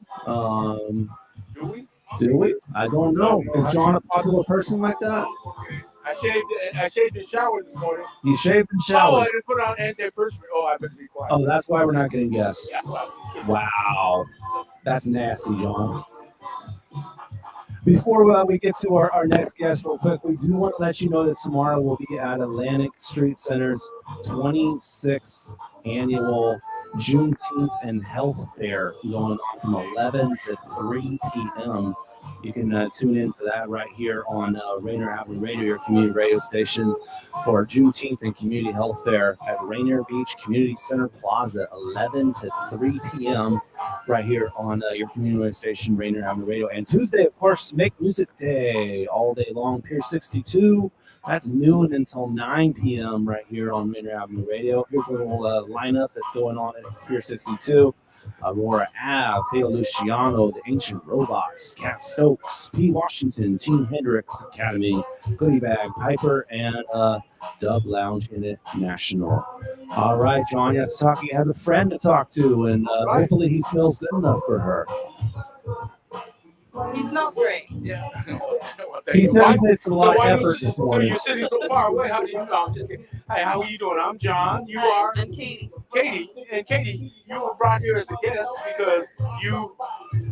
I am the AmeriCorps Vista leader that's for what I thought I United saw. Vicki County. Yeah. It didn't even have your name. Just AmeriCorps, huh? Yeah. City year and all that stuff with AmeriCorps. Years ago, it was sponsored. City Corps had a group that was part of AmeriCorps was part of City Corps. No, AmeriCorps had City Corps and City Year, and that was all part of the same program. That was before your time. You were still a kid. I was born in '97. Oh yeah, no, seriously, this was back about 15 or more years ago. So, how did you? Well, first of all, you're Katie. K-A-T-I or K-A-T-Y? K-A-T-I-E. Oh, pretty good. That's good. Thank you for simple spelling. Thank you, ladies and gentlemen. With respect to you, where are you from? Where were you born? Where were you raised, etc.? If you can share with us, if you don't mind. Yeah. Well, I was born in Montana, but I was raised in Yakima, Washington. Uh-oh. Yeah. Really?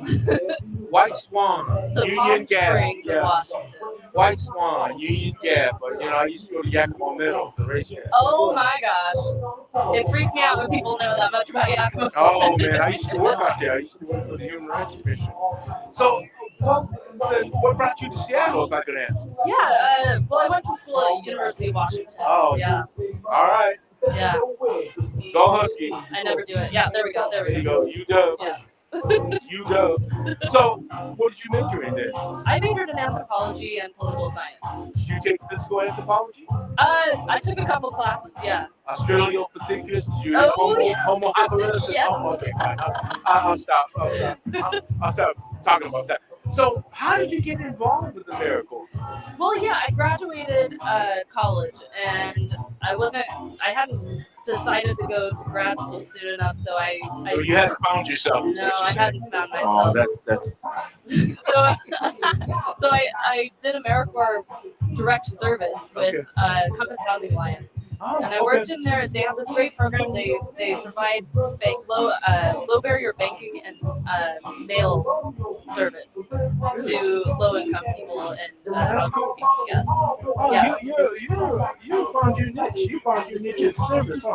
Yeah, Public I really service, huh? did. Yeah. That's beautiful. And actually, so I was doing that year there starting in 2019, and the pandemic hit halfway through, which, I mean, you could already see all the problems in our society, but that really just amped up all of the inequities. And so I decided I wanted to do some sort of applied anthropology, something where you were working in communities, with communities, for communities. More like cultural anthropology, etc. So you got involved in that. So what is it that you do with AmeriCorps? Like that? Right. So I went and I did a program for applied anthropology, and coming out of that last fall, I applied for this position, and it's an AmeriCorps Vista leader. AmeriCorps Vista is a specific type of AmeriCorps. Vista Volunteers in Service to America started with John F. Kennedy way back when. I worked with a Vista volunteer, and they spread all over the country. He became a good friend of mine. He came out of Kansas City, but Vista, great history. So you got involved with that, So Vista is more about building capacity, not so much direct service. You have community outreach kind of positions and that kind of stuff. But as a Vista leader, I help kind of bring people through the program. There's a really outdated application and portal system, so I help them through that. I connect them with their benefits. Being an AmeriCorps member is not always the easiest. It is a lower pay, but I help people kind of access the supplemental programs that they can use. That's very good, because what I think is so interesting is that I studied sociology. Even though you have these large cities, huge mega cities, all across the country, Chicago, Detroit, you still have social isolation and people who are so detached. So that's really good. So when you do your job, what is it that you look for? What are the kinds of things that you want to look for, offer? What can you do to help a community? Yeah. Well, I think one thing is both in-group bonding and inter-group bonding. So among AmeriCorps members, doing non-work related activities, just doing social gatherings. When you have social relationships with people, there's more reciprocity and more care, and like care is a big part of how I approach any work I do. So working within the AmeriCorps cohort, but also creating connections with other groups within United Way. And so it's not just AmeriCorps isolated. You know, they're not just volunteers or interns, they're people who are doing full-time work, and not everybody understands that sometimes. So, yeah. Oh, that's real wonderful. That's a great statement. A friend of mine, James Hampton, was with CD Year, with then a part of AmeriCorps, Vista, etc. But he moved on. My daughter was part of CD Year with the CD Year logo and all that. Really cool. And these kids were out there everywhere. You saw the red jackets; they were everywhere. So, what are the kinds of things that? Well, first of all, you're working with people, you're helping with them. So, what do you do to rest and relax? What do you do? How do you get it? How do you unwind? Well, I watch a lot of TV. I watch too much TV. Yeah, well, I agree with you. Yeah. But sometimes that's what you need. You need a little escape. But I like to read. I watch TV. I go hiking. Which is a great place. This place. Oh my gosh! Yeah. Well, Montana's a great place too. Yeah, it is. Yeah.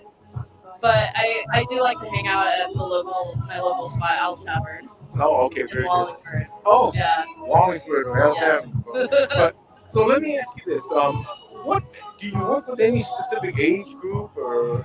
No, so that's what I like about AmeriCorps, and a lot of people don't know, is that it doesn't have an age limit. Oh. So, I mean, we do naturally get more people who are just out of high school or college who are trying to build their resumes and get a job, but we have a lot of, it's good for, I think a lot of single parents also do it, and then I think it's really good for people who are maybe retired at an earlier age and just want to get back to the community and stay connected.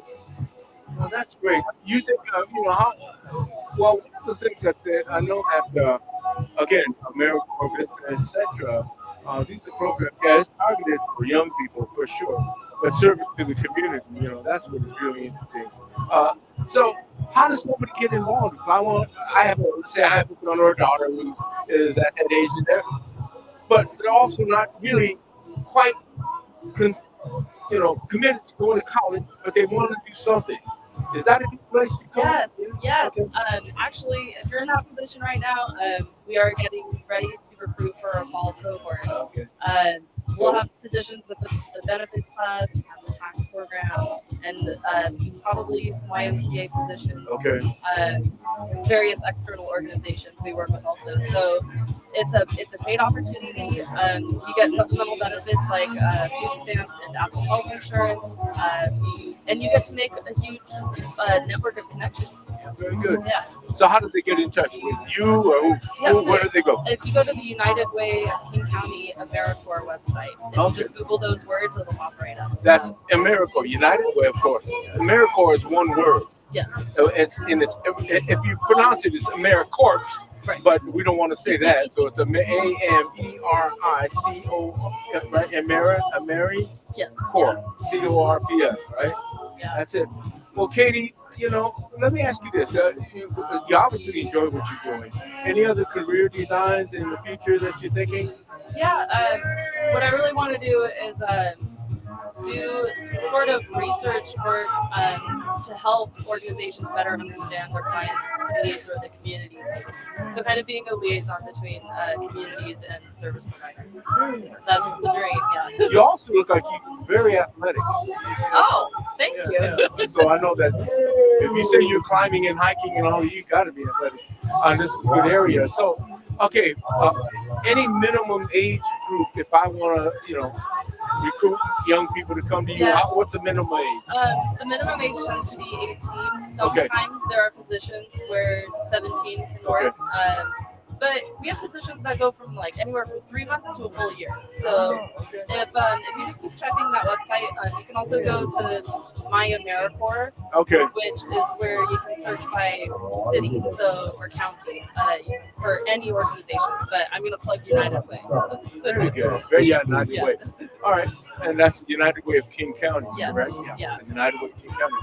Well, Katie, I know this is the winding down, but this is a great event. But have you had a chance to get into the barbecue? Oh yeah, I had some brisket earlier today. Brisket and collard greens. Oh my gosh! Oh well, it's gone by now. But Katie, thank you very much for coming by, spending the time to come and talk about what you do and the great work that you do and who you're affiliated with. Like I said, it was my pleasure. Thank you, and have a great rest of your day. And tomorrow's Father's Day, so remember. Yes, it is. Yeah, my mom texted to remind me today. Yeah. Oh, do you have any family members here? No, not here. They are all in northern Nevada. Oh, really? Yeah. You're flying solo. Katie, nice meeting you. Nice talking to you. Continued success and the great service and the work that you're doing. Okay. Thank you so much for having me. All right. Thank you.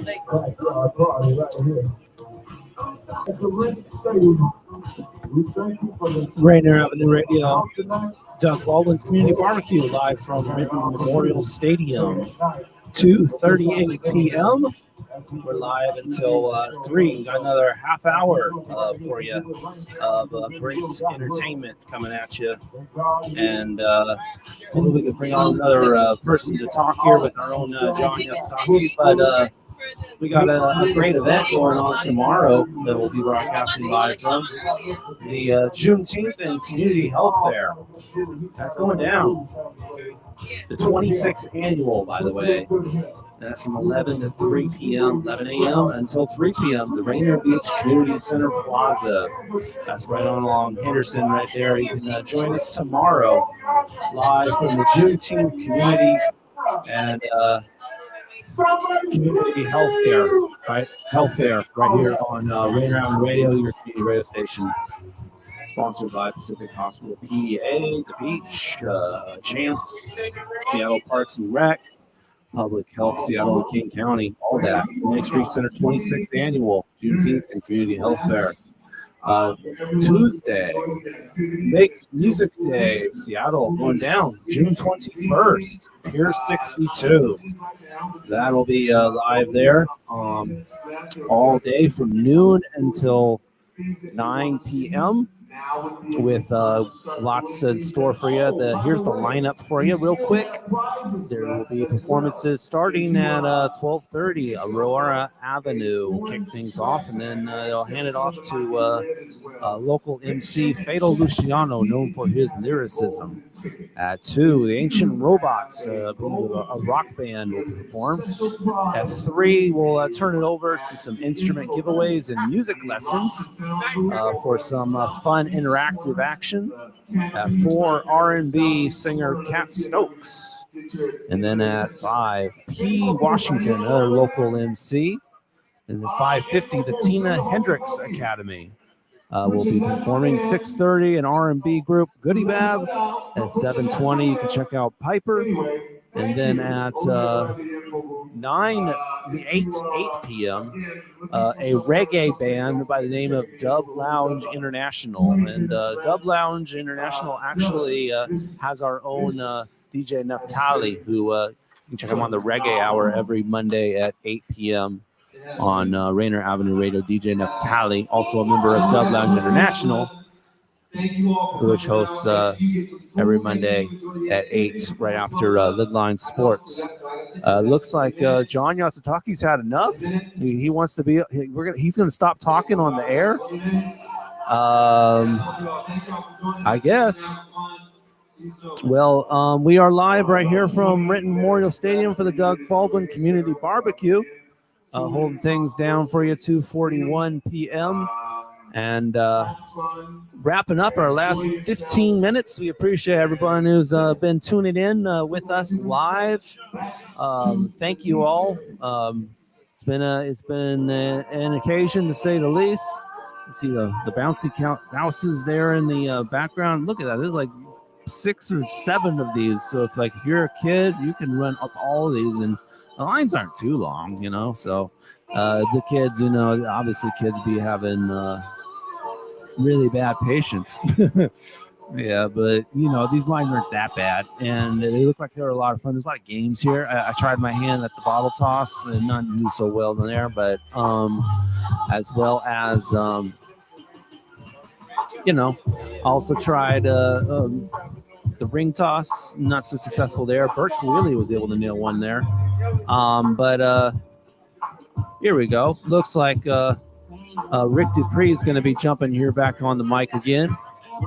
Here with live from the Doug Baldwin Community Barbecue, live from Renton Memorial Stadium at 2:42 p.m. John Yositaki also here. It looks like he might be coming back. So we might be getting another interview for you. Not exactly certain. Yes, we do have someone here on your community radio station, Rainier Avenue Radio. Here we go. We got John Yositaki and another young kid here for you.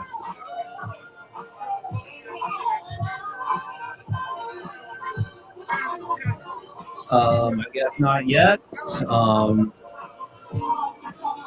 Still waiting on for some. There we go, John, or cleaning up these mics. Obviously COVID's still in action right here. We need to make sure we get these mics sanitized. Especially me. All right, now we're throwing it over to our guys. They're just over there talking to other people while I have to hold the mic the whole time. Hey, I have the wonderful opportunity. Well, first of all, everybody knows Rick Dupree. Rick Dupree. Yes, sir. Thank you for letting me get a break and get some food in there. Well, I looked at that line. I said, "Oh my God, that line almost went out to Tabula." Yeah. Tell me about it. It was good. Well, hey man, this is a great event. I had a chance to holler at Mr. Baldwin. Doug Baldwin. This is great. Really. Yeah, and I said this before. Is that I hear Doug's name and see his name in the news almost as much now as it was when he was with the Seahawks, and that says something about what he's doing out with the community. And it's consistent. He's still with us. He's doing the things that are very important. Say, we've been doing interviews all along. We've got our interview of the day. Last interview, we've got Henry, and he's from 3588 Lindbergh High School Robotics. Oh, and you do robotics? Yes. I mean, no, not the dance, right? Well, the robots will do a dance out there. They got the robots out there doing the big thing out there, man. And what's so interesting, when you talk about robotics, 30 years ago, 20 years ago, 2 decades ago, and now almost everything. Major construction is done by robots. Cars being built, wells, all that stuff is robotics. And now it's gone into the schools. They're teaching it as a, and actually they say the potential for income and salary is unlimited. Oh yeah. I mean, I'm at Seattle Academy, so I know you guys have robotics competitions and what have you. I mean, talk a little bit about how you got involved in it and kind of what that's like. I mean, for me, our team has been here for around 11-ish years. It's a very historic program, and I just sort of got interested because I was like, my parents always told me, you got to be an engineer, or you got to be a doctor, you got to be this. And I was like, I'm interested in STEM overall, so I'll just check it out. I joined one day, and I absolutely loved it. Working with my hands, and then eventually I went to my first competition this year. It was absolutely amazing. The whole community around it, and the energy, the vibe, and every single person there will help you no matter what, and it's just absolutely amazing. Well, do you have to have any special qualifications or any special, so anybody could get involved? Anybody at all. That means I have a chance. Oh yeah, 100%. Even at my advanced age. At your advanced age. But talk about what that's like. I mean, how big is your team, and kind of take us through what a year looks like, or what a competition looks like, so our listeners have a sense of what that's like. So our personal team is around 30, 40-ish members. And it varies from team to team, obviously, and we've had much bigger teams in the past. It actually helped. COVID obviously helped with lowering those numbers. But typically in a year we go through a learning phase. So we go through some workshops, and then we let new members come in and they learn all those skills with some leads. And all these leads are students, so everything's done by the students. So it's all student led. Wow. And like for me, example, I write emails all the time, talking to other companies, but I know our student leads always are teaching constantly and innovating. So we go through that learning phase, and then we go into a mini build season where we build a smaller robot, learn and apply those skills, right? So we apply those skills, and then we go into our build season. So our build season starts off with kickoff. So FRC, our organization that we're under, it has this big day. It's called kickoff, and basically it announces the challenge that we do. Wow. So then we build the robot around that challenge in 6 weeks. Wow. So can you talk about the challenge? So what is a typical challenge? If I'm not mistaken, it's like the robot has to be able to do something, right? And you build it to that. Okay. Yeah. So typically there's like an item or a game piece, right? And somehow you have to manipulate the item to score or do something with that item. For example, this year we had a ball, right? So we had to either shoot the ball or lift the ball up into a place, and we had to, and that's how we score points, right? Obviously, there's always little challenges. Like I know we always have a climbing challenge. So basically, our robots become sliders, and they climb up onto like hubs or like bars or whatever that challenge may be. Like I know previous years we've done a pyramid. I don't know how they did it, but we did a pyramid. So well, maybe the Egyptians did it too. You never know.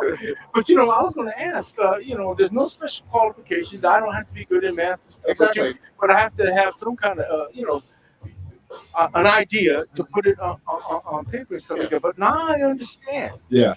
That even now they use robots to do what's called microsurgery. Oh yeah. Because the human hand can only be used so much.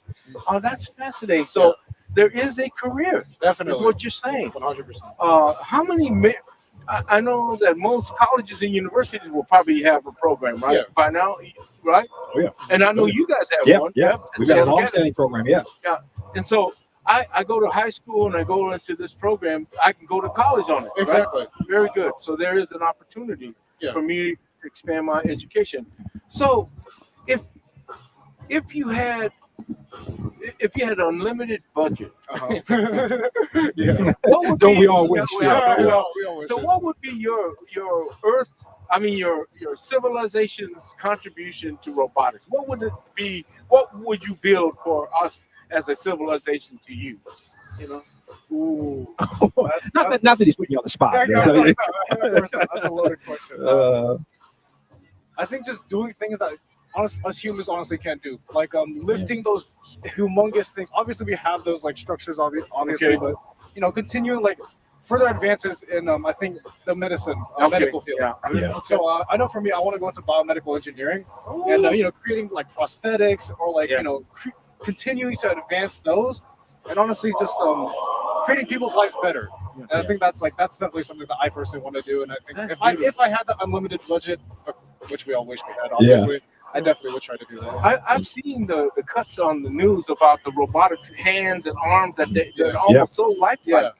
That is great. I mean, that would be good. You could even do maybe invent a robotic heart. Oh yeah, definitely. That'd be awesome. I'm sure. So our challenge to you, Henry, is once you create whatever you create, you have this big business. Remember these two old guys that need a job, okay? No, thanks for taking some time with us. That's incredible, and keep doing what you're doing, and all the best. It's great at your age. You kind of have a sense of what you want to do and that purpose, and that's so important. What grade are you in right now? I'm currently a junior going on to a senior. Oh my gosh! Yeah. All right. What school, college-wise, you're thinking about? MIT? I'm looking at currently University of Washington. UW, yeah. All right. Yeah, you got a couple here.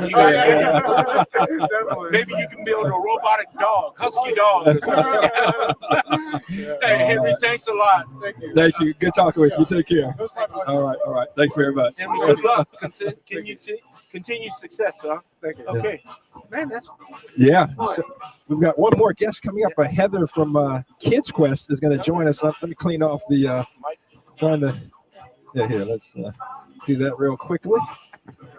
And if you just tuned in, I'm Rick Dupree. That is John Yasutaki, and we are broadcasting live from Renton Memorial Stadium, site of Doug Baldwin's community barbecue in partnership with United Way. And joining us from Kids Quest is Heather. Heather, welcome. Nice to have you here. Thank you so much. Thanks for having us. And I know we've had some individuals from Kids Quest on already, but tell us a little bit about Kids Quest and then why you're out here today and how important it is to bring the community together like this. Yeah, absolutely. Kids Quest Children's Museum, we're based in Bellevue, in downtown Bellevue, and we are a nonprofit that is all about learning through play and providing those opportunities for kids 0 to 10 years old, and honestly kids to the age of 99 and older, because okay, then we're in. Thanks for joining us. We just made I just barely made it up. because everybody needs to play and needs to learn through tactile experiences. Touch real, and feel. touch and feel, real materials. Really? Engineering that is because you are building with blocks and balance and science and art. And we got to hook your kids up with Henry because he's building robots. Yeah. Well, very good. Go ahead. Yeah. No, and that's what I was going to say. One of the best things about today is we are next to that amazing student group, and we've already planned a partnership. Yeah. So, There you go. Yeah. The kids that come through our museum, they're our future engineers and scientists, and they're going to send us to whatever next place in the universe. Right. That's the truth. So how long have you been with Kids Quest? I've been with Kids Quest off and on for a lot of years. First as a member myself, as a parent, as a donor. Now I'm really excited to be on staff. The museum's been around since like 2005, and in Factory Mall, and then now we're in downtown Bellevue, and we're all about. The reason we're here today is because we are all about serving the community. So now when they build that link to Bellevue, downtown Bellevue, there's no excuse we can get over there. I was going to, and I don't want to interrupt Rick, but do you suggest if parents are interested, who do they contact? How do they get in contact with Kids Quest? Absolutely. They can go to our website, kidsquestmuseum.org. All of our information is on there. Starting this summer, we're open 7 days a week, Wednesday through Sunday, and we have every possible opportunity to come to the museum.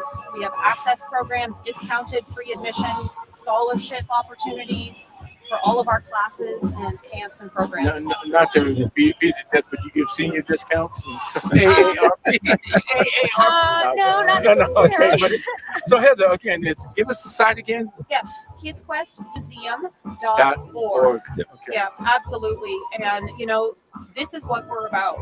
We have a museum, but we have to go to where the people are. Right. Get out and and bring our joy and our love of learning and playful experiences to amazing opportunities like this. And so we're so grateful to be here and partnering with United Way and Doug Baldwin. Yeah. Well, thanks for taking a few minutes to talk with us. We're just about out of time here to wrap it up, but Heather and Kids Quest, thank you so much. And again, KidsQuestMuseum.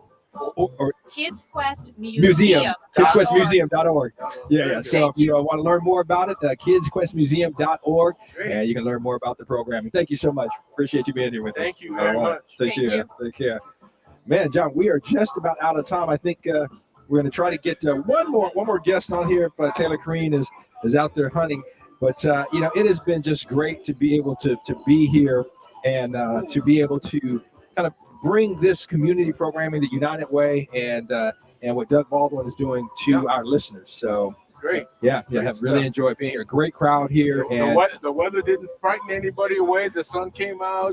I'll tell you, Doug, at the very beginning when the volunteers were here before, we let people in. Doug, said he was not allowing the rain to come, and he said so. And the rain listened, so we're in good shape.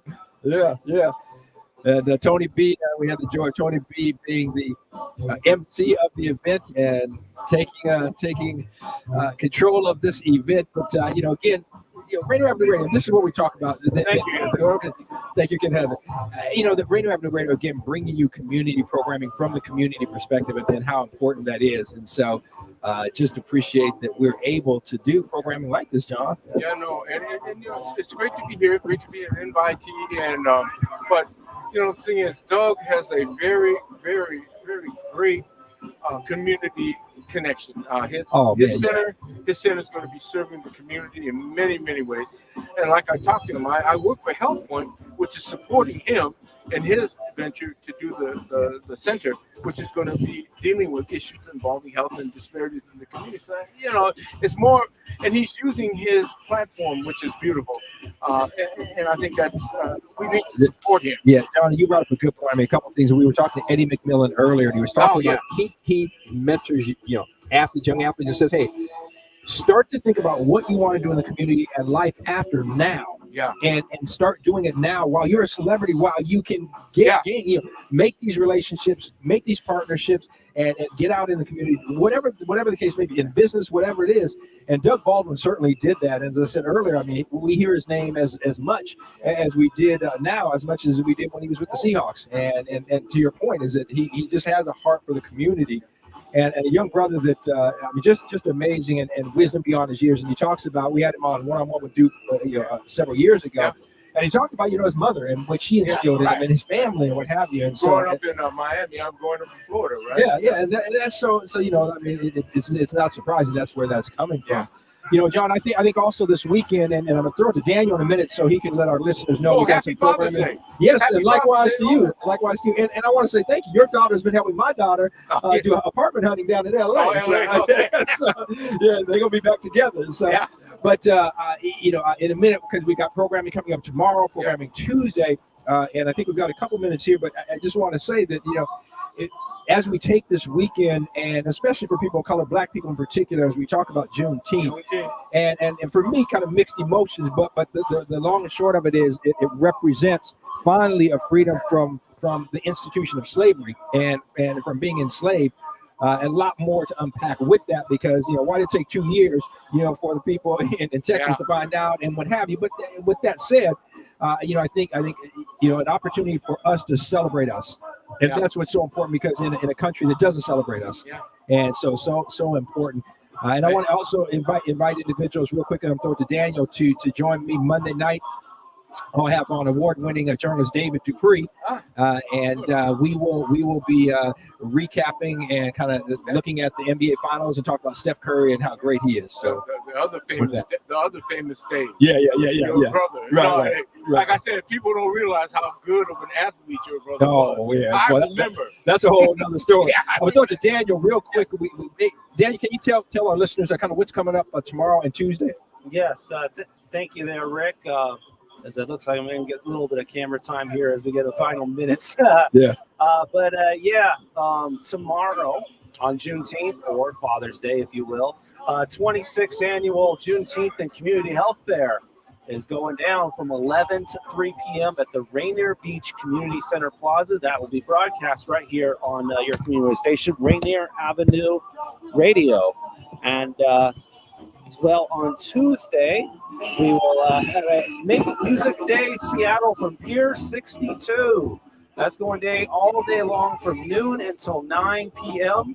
And we'll have performances all day long from Aurora Ave, Fatal Luciano, Ancient Robots, Cat Stokes, Washington, Tina Hendricks Academy, Goodie Bag, Piper, and Dub Lounge International. You can see all the times right there on your screen. That's when the artists will be performing on Tuesday, right here on Rainier Avenue Radio. Make Music Day from Pier 62, or you can just come in person and watch it live.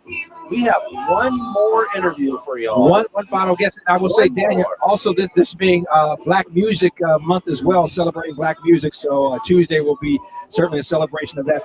Mike from Playwell joining us, and as we wrap up here, and Mike, tell us real quickly, what is Playwell? And I'm kind of seeing the building and the logo, the Legos and what have you. I was going to say logos, the Legos, but tell us a little bit about Playwell and what you do. Absolutely. So at Playwell, we've been around for about 25 years. Everything we do uses Lego. We're using Lego to teach kids, different concepts, introduce them to engineering and different concepts there, teach them new building techniques, and really just learn through play. Yeah, no, absolutely. How much do you see kids that get introduced to those different things through play? and saying, hey, this is something I really like, I really want to do, and maybe go on to do that as a career. Absolutely. I mean, that was me. So yeah, just seeing what the kids do with it. Every day we're building different projects and teaching them different things, and really it's about opening up their creativity, letting them problem solve, and just see what they're going to do with it. And you see that door open and find a way to talk to them a little bit more in depth about different concepts and things. And, See that spark. I want to get them going. Yeah. For sure. What ages do you guys serve? We start as young as age 5, go up from there. Probably 14, 15 is about where we top out with most of our programs, but I've done groups of, I've done stuff for adults as well. It's Lego is an incredible tool to teach with, and really the possibilities are endless. So Right. So never too late. Okay, so Gray Beard can get it. Yeah, absolutely. So real quick, we are out of time, but if anyone wants to get information about Play Well, wants to get signed up, how do they go about it? Absolutely. You can just go to our website, play-well.org. or play-well.org.